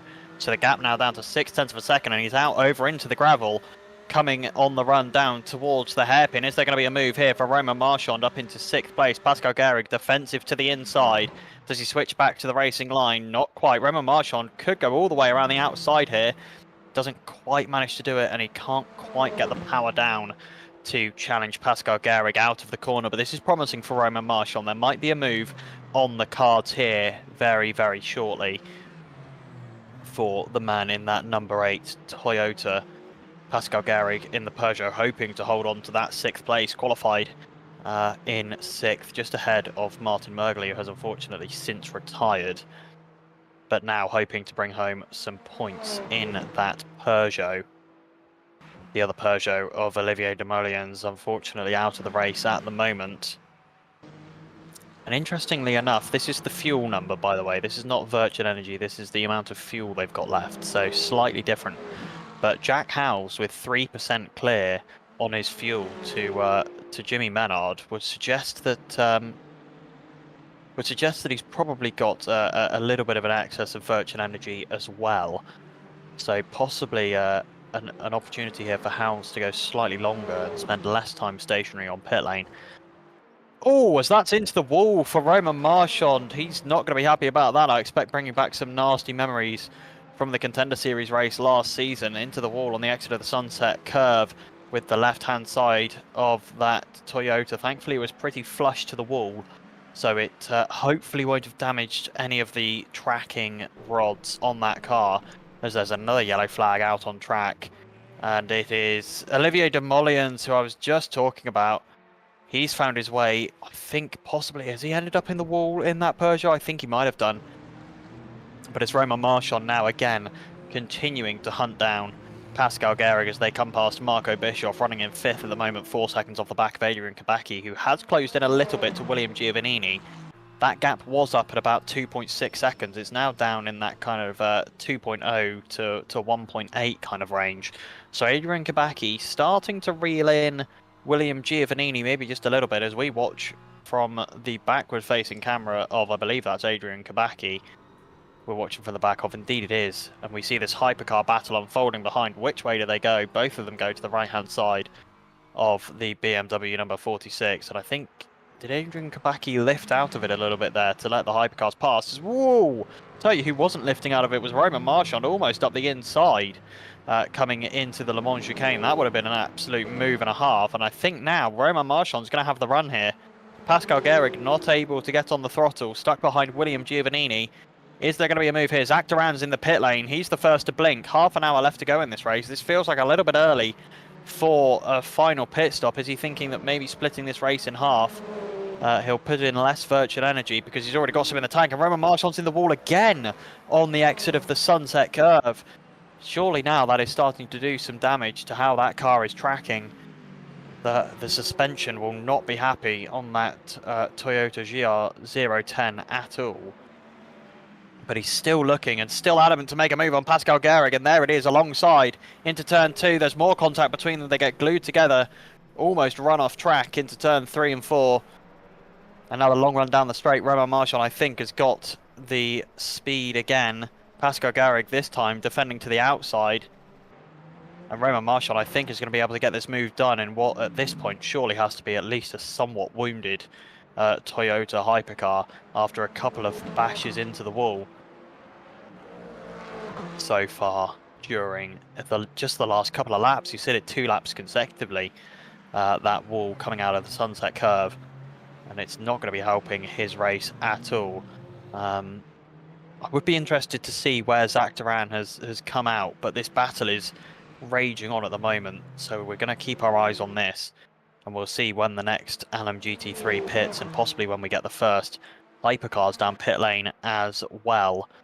That race that we thought, the rain that we thought was coming, to this race appears to be holding off, at least for now, but it might hit towards the very end, which might be what these drivers are holding off for, possibly waiting for the rain to come towards the end of this race instead of in the middle.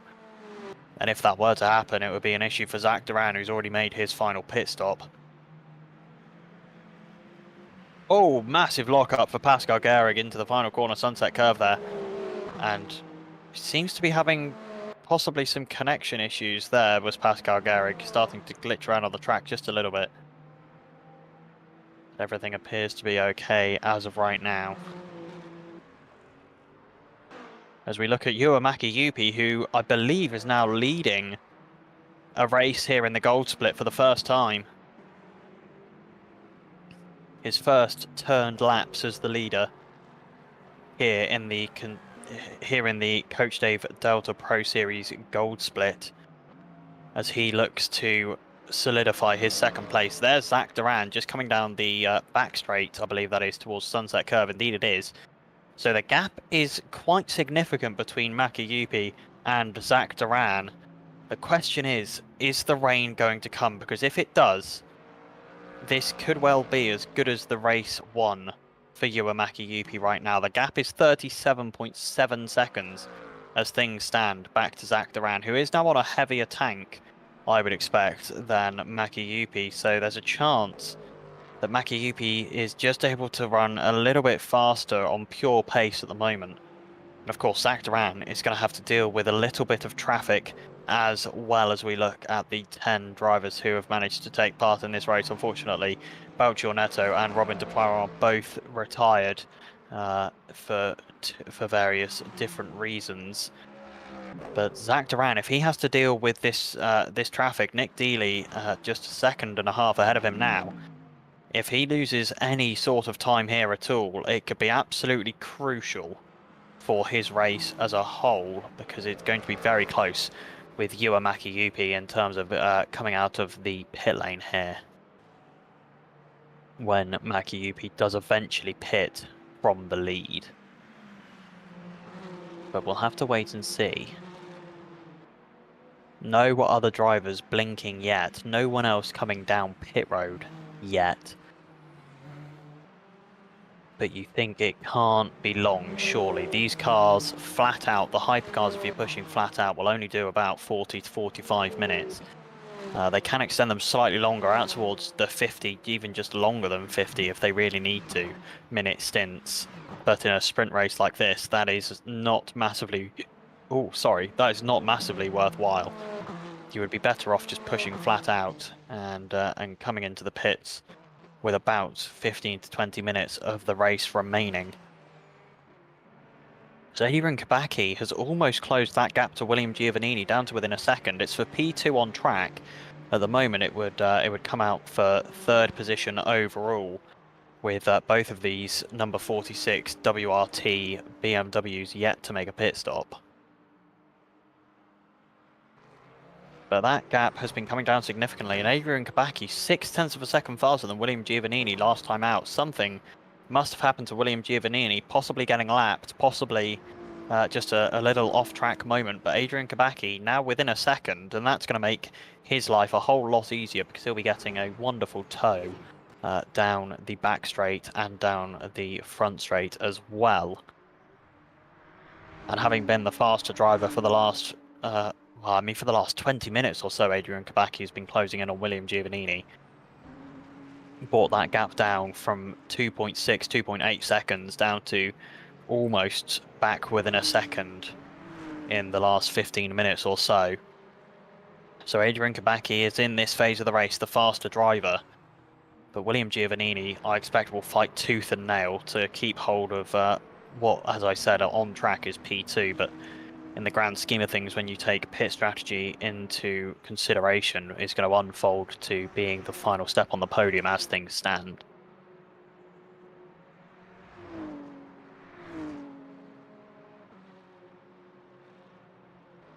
Unless we get rain, that is a very good point from my broadcast director, Nicholas. There, if we get rain, as I said, it would really mess with Zach Duran's race because he's already made his pit stop.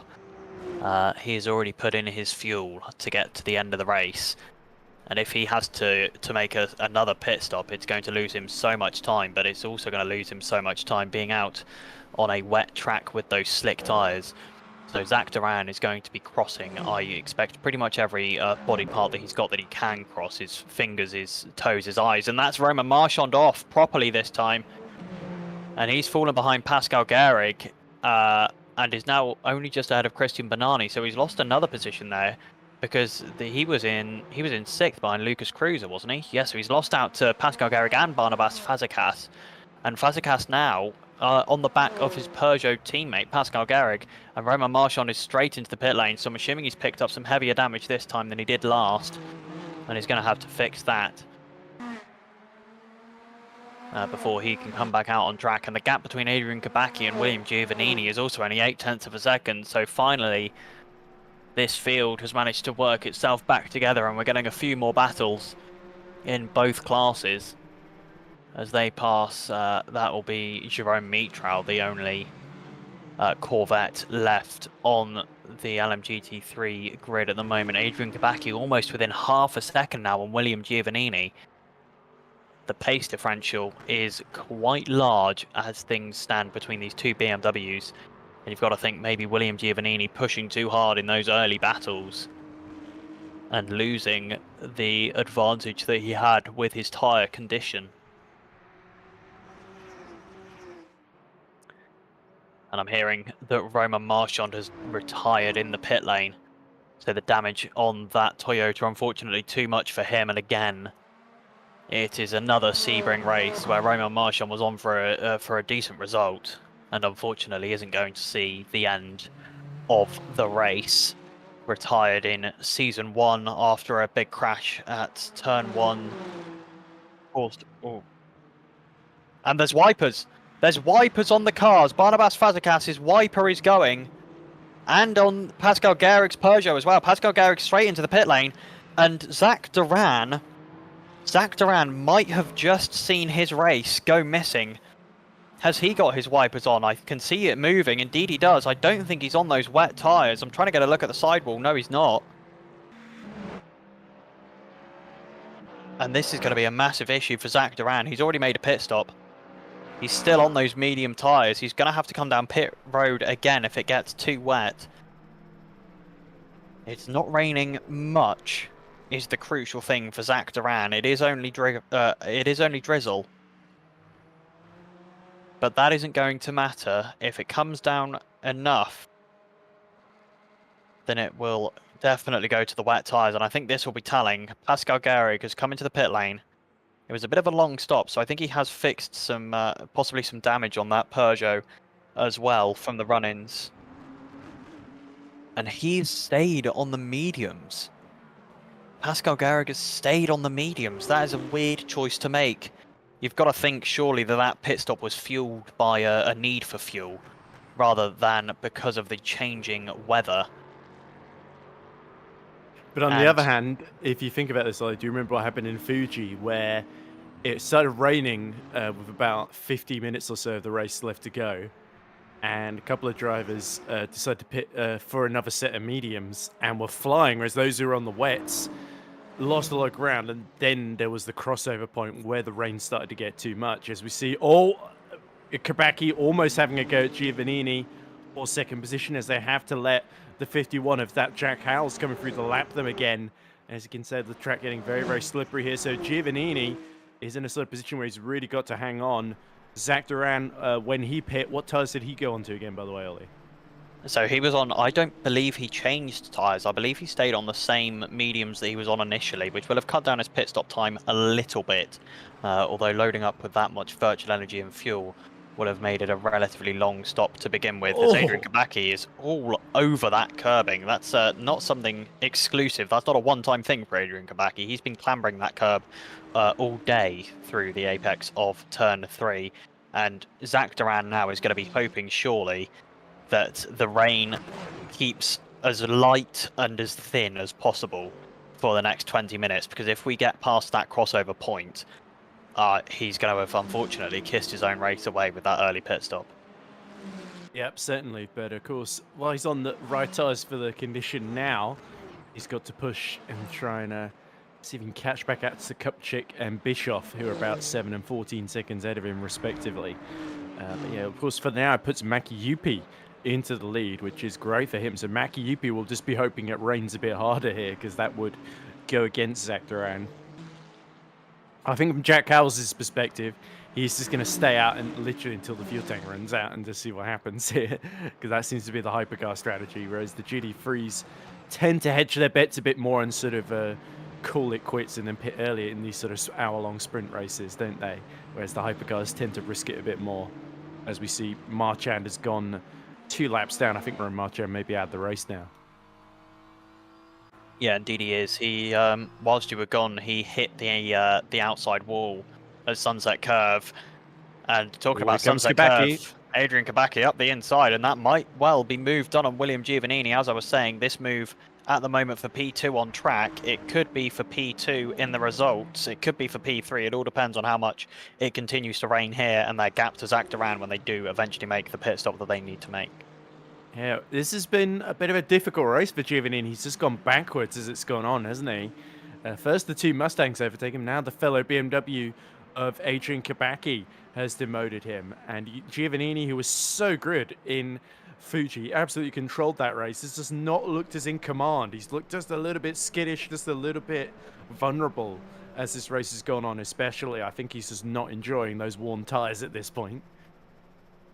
Yeah, the worn tyres are not going to be helping with this track getting more and more slick as this drizzle continues to fall. It is not intense rain at all, but it is relatively high volume because of the drizzle.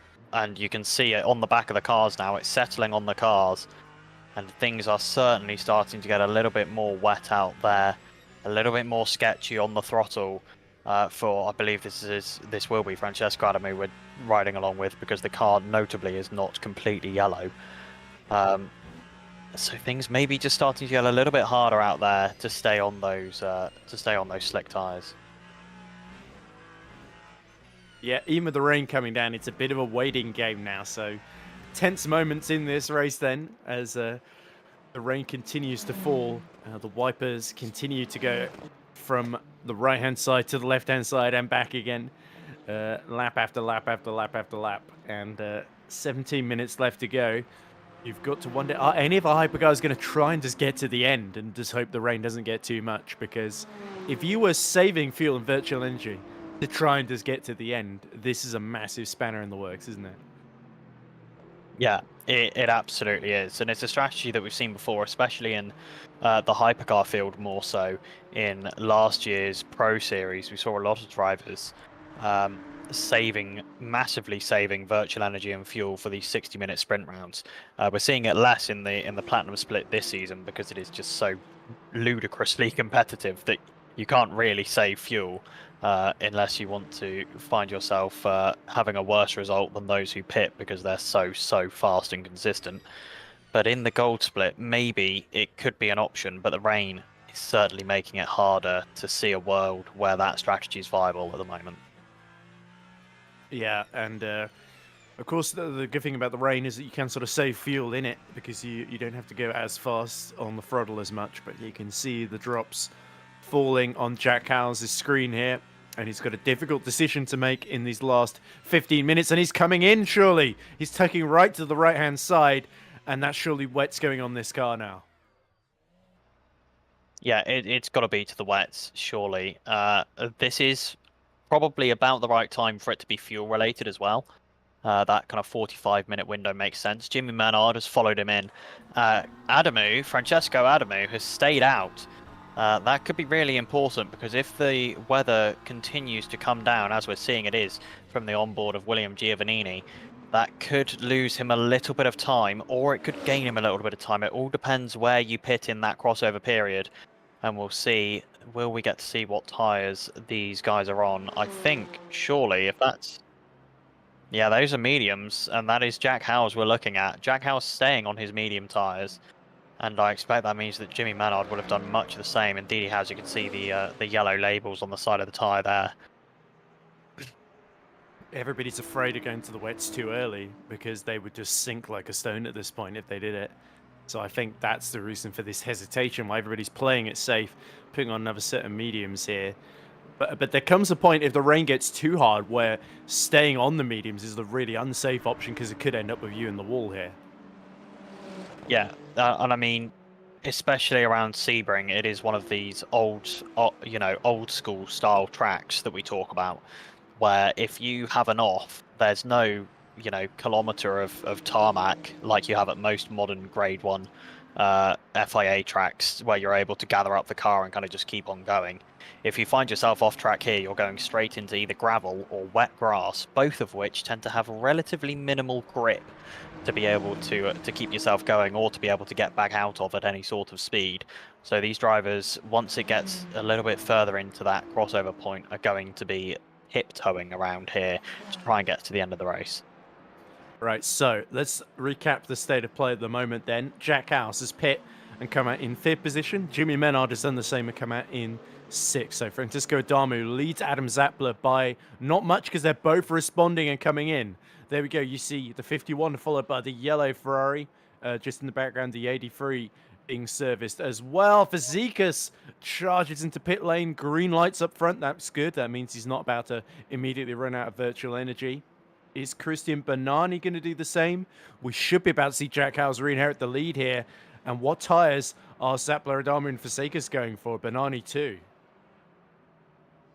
Looks like we're staying on the mediums again for everyone that's come into the pit lane. So with 13 minutes left to go, they don't think it's going to get wet enough to need the wet tyre as of yet. Crucially, Francesco Adamu, is he going to get out ahead of Jimmy Menard here? I don't think he will. No, he doesn't. Jimmy Menard blasts past him, but that gap is not massive. Adamu possibly in with the chance to get back into P2 again, and Yuya Makiyupi is pitted from the leads. So that means William Giovannini and Adrian Kabaki both go past, and Makiyupi gets moved back in his pit box. That's not ideal at all. Thankfully, he did have about a 7-second advantage over Adrian Kabaki, so that's not going to cost him too much, and he gets moving again. That's definitely no tyre change there. That's going to be fuel only. That was a very quick pit stop. Yeah, and is Zach Duran going to get through? That is the crucial one here, because Duran, of course, Lost a bit of time with that early stop. Duran would have had to put in more fuel, had to have a longer stop in the pit lane, and there he is. That's got to be Maki Yupi in the yellow Mustang, exiting the pits right in front of him. So Maki Yupi has surely taken the net lead of the race, unless William Giovannini or Adrian Kabaki can pull several rabbits out of several hats here in the next few minutes. Yeah, absolutely brilliant strategy-wise from Maki Yupi. You know, we were saying that he's been moving himself further and further up the grid as these races have been going on in the gold split, and it looks like, could it possibly be, and I know we're very far away still, 12 minutes and the rain is coming down, but whoa, big wiggle for Zach Duran through the middle of the apex there, but could it possibly be, writing in the stars, could it possibly be Maki Yupi's first win here in the gold split? Well, he's certainly doing everything right at the moment there.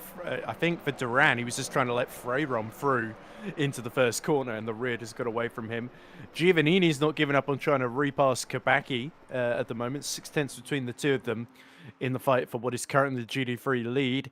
But their fuel tanks on. We know the BMW's got a bigger. It seems to have better fuel mileage than most of the other GD3 cars, but even then, there's no way they're going to make it to the end of these next 11 minutes. And the same for Maciej Kuszczyk as well. And there we go. Kabaki and Giovannini almost loses it in front of him there, which shows you that even the dries are just starting to lose traction at the top end here. As is Kuszczyk going to follow through?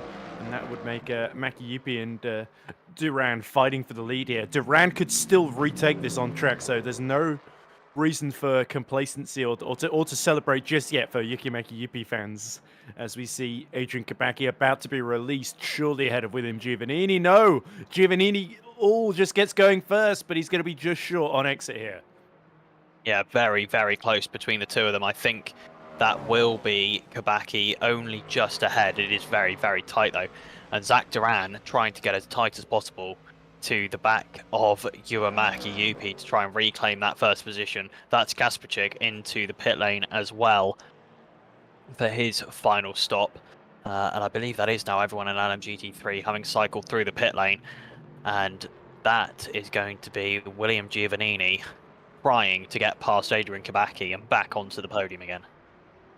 Yeah, Kabaki almost left the door open on the inside, but cut back to the racing line, cut him off, and has just held on then to that podium at the moment, but by a narrow margin. So GD3 is building to a fantastic climax at the end. Sadly, I don't see any such heroics happening in Hypercar unless Adamu and Zappler can find something in these late stages here. Demolians is the only driver in Hypercar that's gone for the wets, interestingly. He was dead last already, wasn't he? As we see both the BMWs mount the curbs and nearly go flying off track there, but somehow they stay on. But yeah, Demolians, what sort of lap times is he setting right now? Ooh, I think he is about 93 seconds off the lead and 27 away from Freyrom. And that gap is continuing to grow, so it's still not wet enough. Demolians might be really quick in these last 5 minutes of the race if the rain continues, but even then I think that's too late to save his race. Yeah, you'd have to think so, wouldn't you? It would need either the heavens to absolutely open or for the crossover point to be essentially now for those wet tyres to come good for him, because it would need another pit stop and about 30 seconds of loss for everyone to be able to make it happen. And broadcast leader there, Nicholas, informing us that he's lost 2 seconds just through the first sector, and a yellow flag out on track now. And I think that is Olivier Demolians, whose wet tyres have overheated and given up on him coming through Tower Hill. And that is into the wall for Olivier Demolians. Not ideal at all, but still in P10 and taking home a solitary point. Yeah, Maki Yupi is really starting to feel the pressure here. Duran is desperate to retake the lead here with just 8 minutes left on the clock. And so Maki Yupi in that yellow Mustang will have to bring out all the defensive moves in his arsenal here to keep the American at bay. It's Finland versus America at home in America. And Zach Duran is going to be pushing to try and get through as the rain it still keeps evaporating as it hits the ground, but it's falling, that's for sure, as they go into turn one once again. And Maki Yupi knows he cannot afford to slip up here, because if he does, Zach Duran will steal the lead from him in a heartbeat. Yeah, it would only take a tiny foot wrong from Uemaki Yupi for this lead position to switch hands. Zach Duran going wide into turn 4, trying to cut back for a late apex to get the run, but finds that offline is now relatively slippy, and that could be crucial for Uemaki Yupi. If anything off of the racing line is now lacking in grip because of this rain, that is good information for him to have in his rear view mirror, because he knows now that if he can get Zach Duran off of the racing line to try and make a move, it's going to become that much harder for that number 88 Mustang to find its way past. And of course, because Duran pit a bit earlier, he's got slightly more worn tyres, doesn't he? By about 5 or 6 laps at least. As we see there, Kabaki having to let the Peugeot, that's the 93 of Kiss, I think, getting through. Oh, it's Demolian, so being lapped himself there. So yeah, Olivier Demolians is just absolutely feeling the pain right now. If anything, it's gotten less wet, even though the rain has still been falling these last couple of laps. But now Zach Duran is really starting to close in and set up Uemaki Yupi into Le Mans chicane. But again, not quite enough space. Duran, he's looking a bit desperate here, isn't he? He knows there's not a lot of time to mount this move. And Maki Yupi has sort of got him covered here. So Duran has sort of just got to force the issue to make Maki Yupi create an opening for that he can get through. Yeah, and I think Duran now obviously also knows that anything offline is now slightly more slippy, so his only real option now is to brake later and be on the inside line into the corner so that he can have the grip when he gets to the apex and try and power past Maki Yupi. Wow, I think that was Jack Howes just slipping in between. It was indeed Zach Howes slipping in between Zach Duran and the wall. That was very, very tight for a second there, but everyone comes out. Oh! See the right way apart from Zach Duran. He's backwards at turn 1. And surely that's the race for the lead over. He's got to watch out on the rejoin. There are cars that are going to be coming through, and this is an opportunity now for Adrian Kabaki to get through. He does. It's up into second for Adrian Kabaki. Is William Giovannini going to get past and onto the podium as well? Duran losing not only the rear of the car, but also P2 through turn 1 that time. Yeah, and that was such an unforced error as well. So unlike Zach Duran, what we come to expect from him in this championship there. But clearly a bit distracted maybe from Jack Howes going through the lap, or just the pressure of having to try something to sort of drive out of his skin there. Oh, as he's diving up the inside of Adrian Kabaki into the hairpin there. Kabaki is forced wide.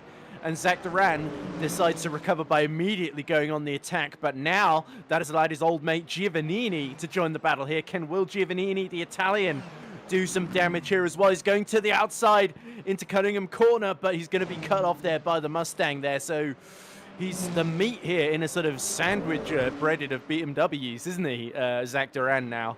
Which is exactly where he didn't want to be at this point.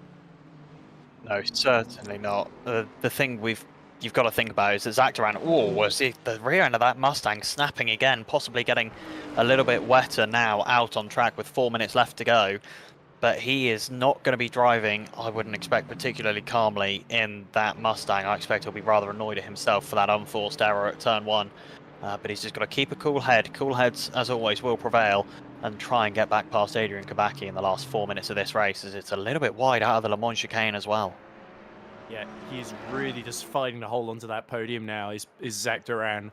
But for Maki Yupi, he's nearly 7 seconds clear at them. And Howes did briefly lose about a second to Jimmy Menard, but he's gotten it back now, 10 seconds ahead. Oh, and there's a Toyota that's getting badly held up by all of them there. It's the number 7 of Cruiser. And that will not help him at all, because Fazekas isn't too far behind. You can just see him in the background there. And I think Cruiser lost about a whole second there. Yeah, unideal for Lucas Cruiser. Thankfully, I don't think he's in a particularly close battle with anyone, so a little bit of time loss isn't going to be the worst thing, as William Giovannini massively loses the back end after the apex of turn 1, whilst trying to get the power back down again. That'll be the only... I'm not sure which Peugeot that is. We've got two 93s, and I can't remember... I believe we've got two 93s, and I can't remember which one is where. It's Barnabas Fazekas, indeed.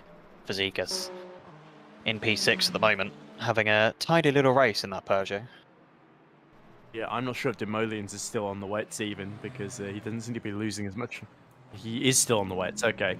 So he's the only driver that might not be sliding as much, but yeah, his pace, he's still about a lap down on the next car of Roman Freirom. Or 53 seconds down, particularly, and he's a lap down on the lead, so Yeah, Demolian stick the gamble, and he sort of... There was nothing to lose, quite literally, because he was at the back already, so you can understand why he did it. Oh, Zach Duran goes very, very deep into Cunningham corner. He's gone off the grass and completely off track there, and through goes William Giovannini, and the decision to pit early, that has cost Zach Duran dear. I think if he'd stayed out like Maki Yupi, he'd be in the fight for the lead of the race right now. Yeah, unfortunate for Zach Duran, just issues compiling on top of each other, you've got to say. And he is not going to be happy about either of those mistakes at all. A driver who holds himself to exceedingly high standards. And I doubt he'll be best pleased with what has happened tonight, as Adam Saplar is now within a second of Francesco Adamu. And this could be a final 2-minute battle for the final podium position here in the Hypercars as well. Yeah, but it does speak a lot about Zach Duran's high levels of competitiveness that on a really bad day, he's still going to finish P4 here, 6 seconds ahead of Bershoff, and oh dear, Kustrick is out. So Kustrick is stationary in the pit lane, and that is disastrous for him. That's going to hand 6th position to Nick Dealey, and potentially 7th to Jerome Mitchell as well. Yeah, really, really not good at all for Maciej Kaspersik, and I think that shows. And Cruiser as well, and he's lost the rear wing. And this shows just how wet it is now getting out on track. These drivers on old medium tyres not able to hold on. I expect Lucas Cruiser now, we're going to see him just hobble around the track with no rear wing to try and take the checkered flag and at least bring home a point or two. But I don't know if he knows he's not got a rear wing. Well, he should now, surely. Somebody should have told him. But if he couldn't realise himself. But he clearly lost it at turn 1, just like we saw Zach Duran, except he didn't get on the brakes early enough, and the rear wing was collateral there. But it's allowed Fazekas through into 5th, Gehrig through into 6th, so delight for the Peugeots. Bernani has now gotten through as well into 7th. So yeah, Cruiser has lost a top 5. Oh, and you can see he's given up. He's going to have to retire from the race. If he had just kept going for another lap without hitting the wall there, he would have gotten a top 5 there, but that one mistake and it's all over for him. He's still going to get the points for 10th, I think, because he's done 90% distance. But oh, as we see, Kabaki has made a mistake at Cunningham corner, and now there's going to be a last-minute chance from Giovannini here. Zapla still within 4/10 of Adamu. The race clock is about to run out, so where is Jack Howes? I think he's just started another lap. Yes, he has. So we've still got another racing lap to go then.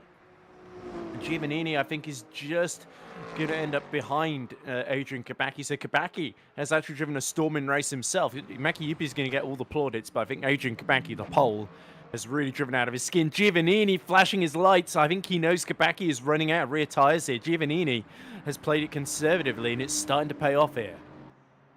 Yeah, just trying to distract Adrian Kabaki a little bit. Whoa, Zach Duran again. Massive tank slapper coming out of the Le Mans chicane, not what you want to see at all. And Adam Saplar now within 0.6 of a second on Francesco Adamu, who appears to possibly be having issues a little bit deep and was weaving coming down into the hairpin there. I'm not sure if he had a little bit of a brake lockup and was trying to save that Ferrari from going around. But that gap closed drastically from 0.6 to just 2.5 on the exit of the hairpin there. Yeah, and I think Jack Howes is about to cross the line to win any moment now.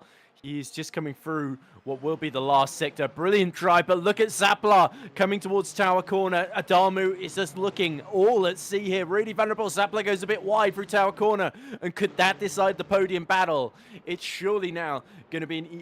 Adamu just has to hold on to 3rd there, but it's going to be Jack Howells, who won in Imola. He didn't have things his own way the last 2 races. Menard beat him. Adamu beat him very convincingly. He's had a horrible race in Bahrain, but he strikes back in emphatic fashion and puts the bad luck behind him. Through the final corner now comes the Englishman, and it's Howells that wins in Sebring in round 4. What an absolutely exceptional performance from start to finish. Howells wins by 12 seconds.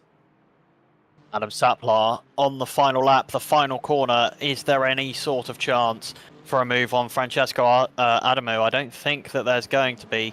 The yellow flag is out, but that is quite possibly just Jack Howes returning to the pit lane.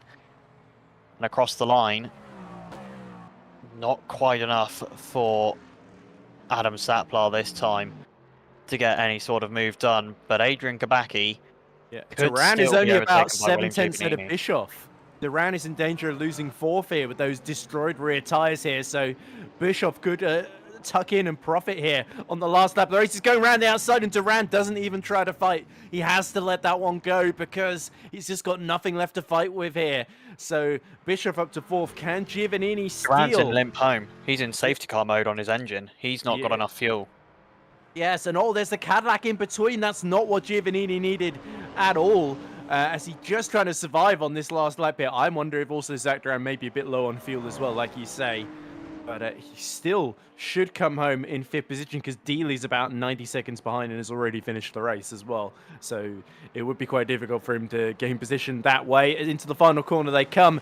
Kabaki's going to take a brilliant second, but it's Maki Yupi who has won the GT3 class in commanding fashion. There he is. What an absolutely fantastic moment for the Finn to take his first win in the VMS Gold Split. But here comes Giovannini, who's going to take his first podium in Kabaki, sorry, takes his first podium in 2nd, and Giovannini will fall just short in 3rd. Bischoff, he didn't think he'd be finishing 4th today, but he has done so. And for Zach Duran, it's a case of what could have been there. I think he knew when he wasn't going to be able to hold off Bischoff that he just had to get it home.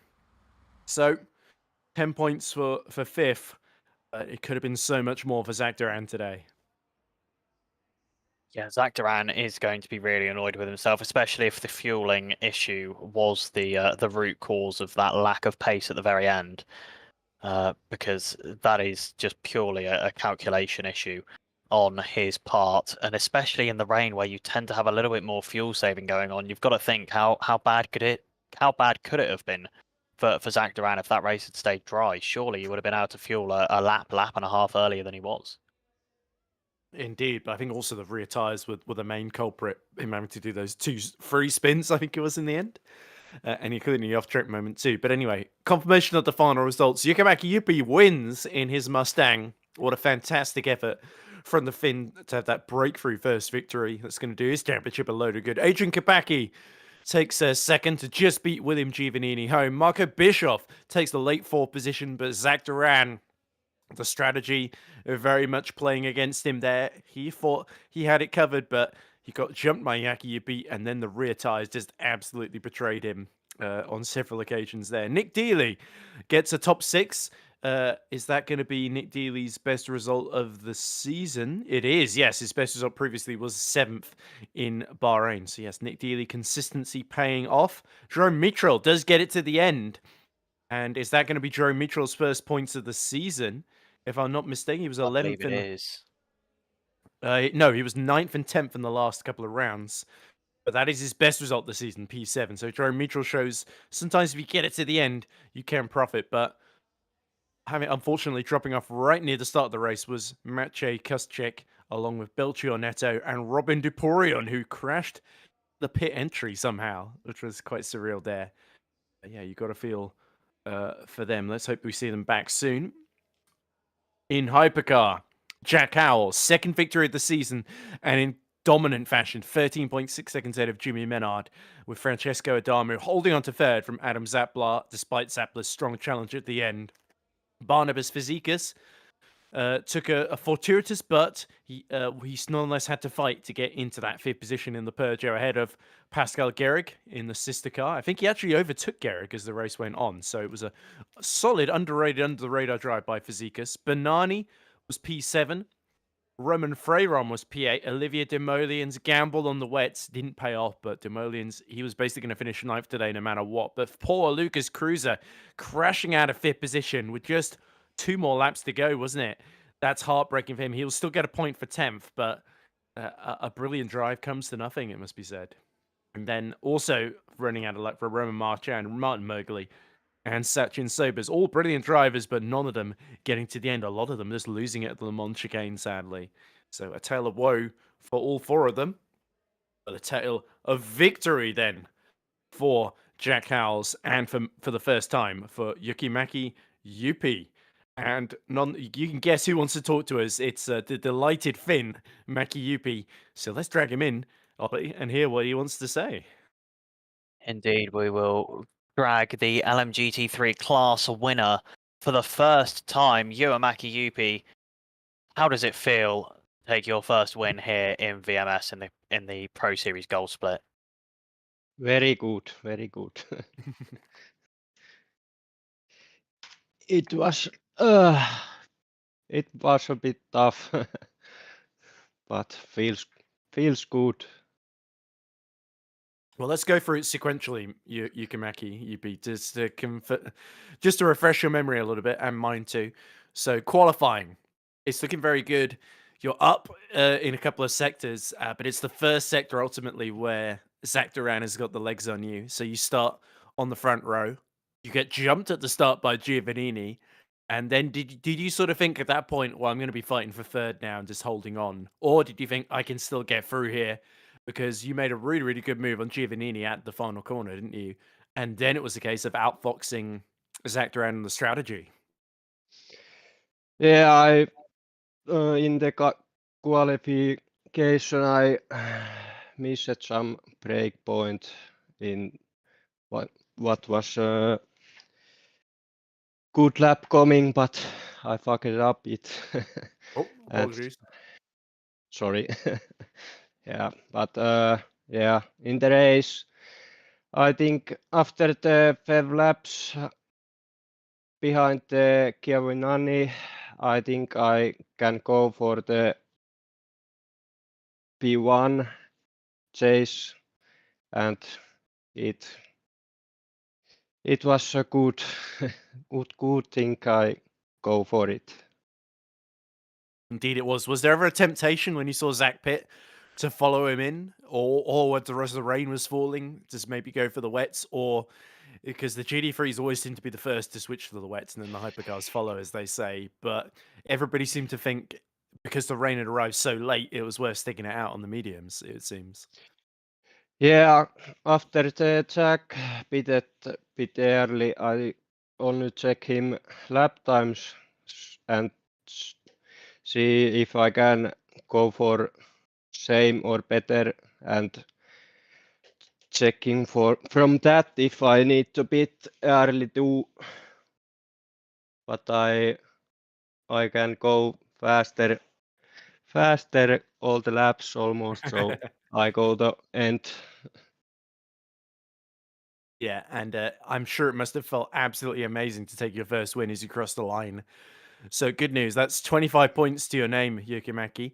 So I believe you were definitely ahead of Nico Barclay. And I think Zach Duran was 10 points ahead of you. So you're ahead of him too, I believe. Potentially, I think you may actually be up to second in the championship. I've not done the full maths. But you've got to feel now, all of a sudden, you've been so consistent in these first couple of races, taking the first podium last time out and then 2 top 5s in the opening 2 rounds. Do you think you can win this thing, or would you just be happy to finish in the top 3 and get promoted to Platinum Split next season? Is that the aim here? Well, let's see after the season where I end up. Very wise. But Very wise. I give everything last race, so.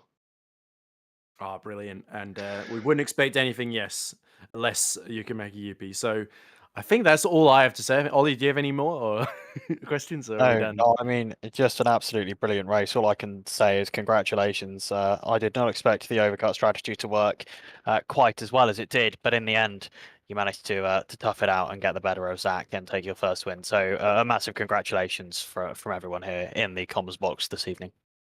Thank you. Oh, you're very welcome, Yukimaki Yupi, and thanks, Ollie, for saving me of having to congratulate myself.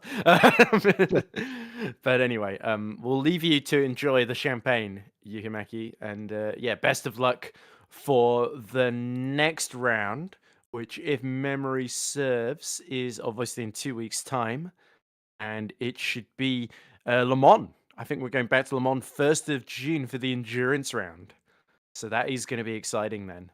And yeah, best of luck at Circuit de la Sarf. Thanks. So then, unfortunately, Yuki you'd be the only driver that wants to be interviewed. It's a shame Jack Howes isn't around. Would love to hear his thoughts on the. I imagine it would just be: I got on pole, I led the race, it rained a bit, I won. Yeah, pretty simple roundup from from Jack Howes, isn't it? Yeah. I led lights to flag for every round for every lap that I wasn't in the pit lane, and that was pretty much it. Yeah. Yeah.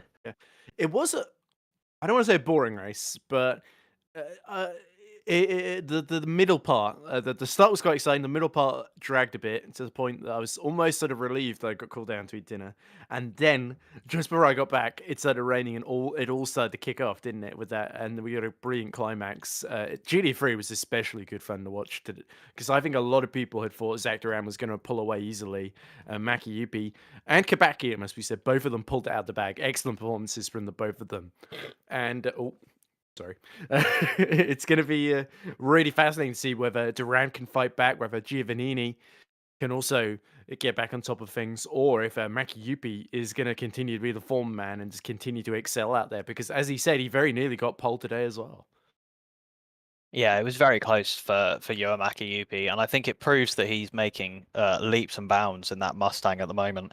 As you said, provisionally, it looks like it could be up as high as second in the LMGT3 standings here in the gold split, which puts him right in a brilliant place to look for promotion at the end of season 3. Yeah. So obviously that puts an end to the action here at Sebring. Our next gold split round will be Le Mans, 1st of June. But of course, if you can't wait that long, I believe the next silver split, the contender split, is going to be Spa, 23rd of May, which is in about 5 days' time, of course. So Friday. But also after that, we have got the 4th round of the Platinum Split on the 25th. That's on Sunday, of course. Also at Sebring, it'll be a sprint race. So how long are sprint races in Platinum Split? They're about an hour, aren't they? So They're pretty much the 60 same minutes as it. well, yeah.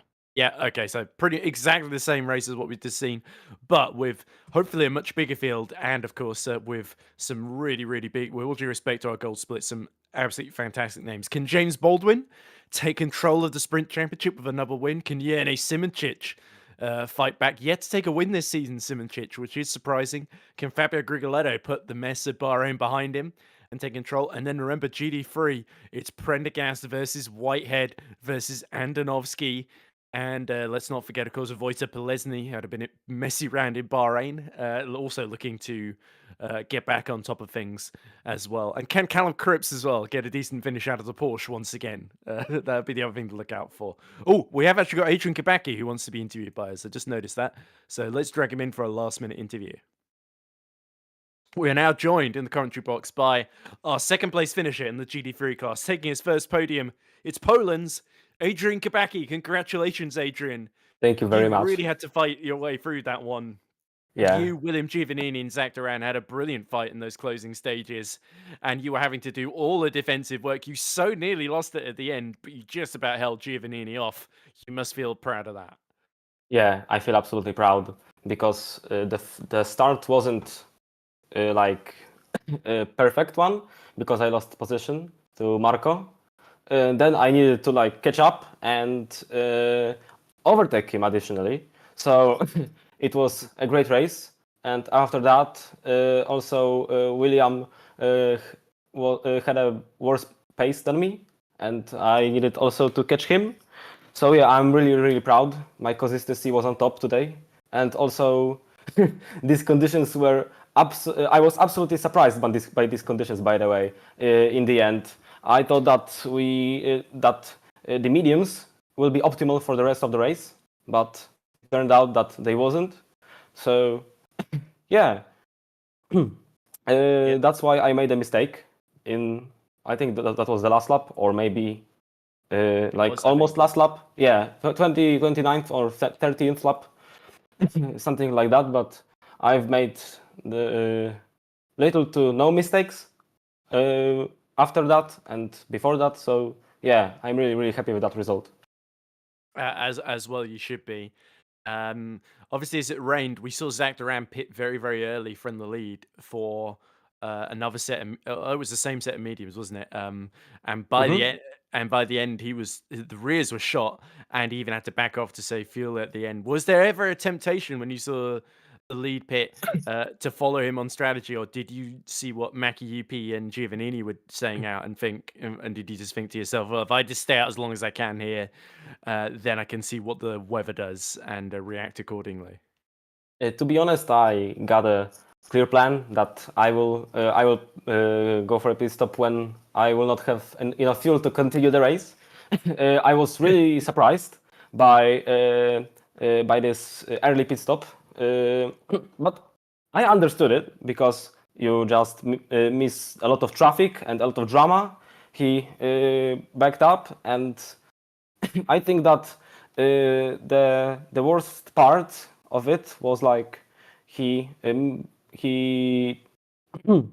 made a mistake in tanking the fuel. He tanked it not enough to continue, and he needed to save a lot of fuel at the end of the race. And I think he had a fight because I saw that he lost many time in that middle grid. So yeah, fine. At the end, I think he made a mistake. Yeah, that was a yellow flag. That's why I overtook him. He spun at turn 1, yeah. And Yeah, then he was yeah. in a sandwich. He was sandwiching between you and Will Giovanini. I was worried he was going to tap you at the rear for a while. Yeah, that was a really hot situation. I didn't really know what to do. So I'm happy that Well, you did I the right managed to do. thing. Yeah, I'm happy that I managed to go out of it without any more damage or more drama. And yeah, it was like I didn't have like unlucky situations with hypercars, so I'm pretty happy with that also. Yeah, the whole race was like neutral to me. I I didn't have more luck, or I didn't have like more unlucky situations. So yeah, the pace finally paid off. Yeah, that it did. So, final question from me. Next round, Le Mans, Circuit de la Sarthe. It's going to be an hour and 40 minutes. Yeah. Our second endurance round of the season. Are you looking forward to it? Do you think that's going to play to your strengths here in that BMW?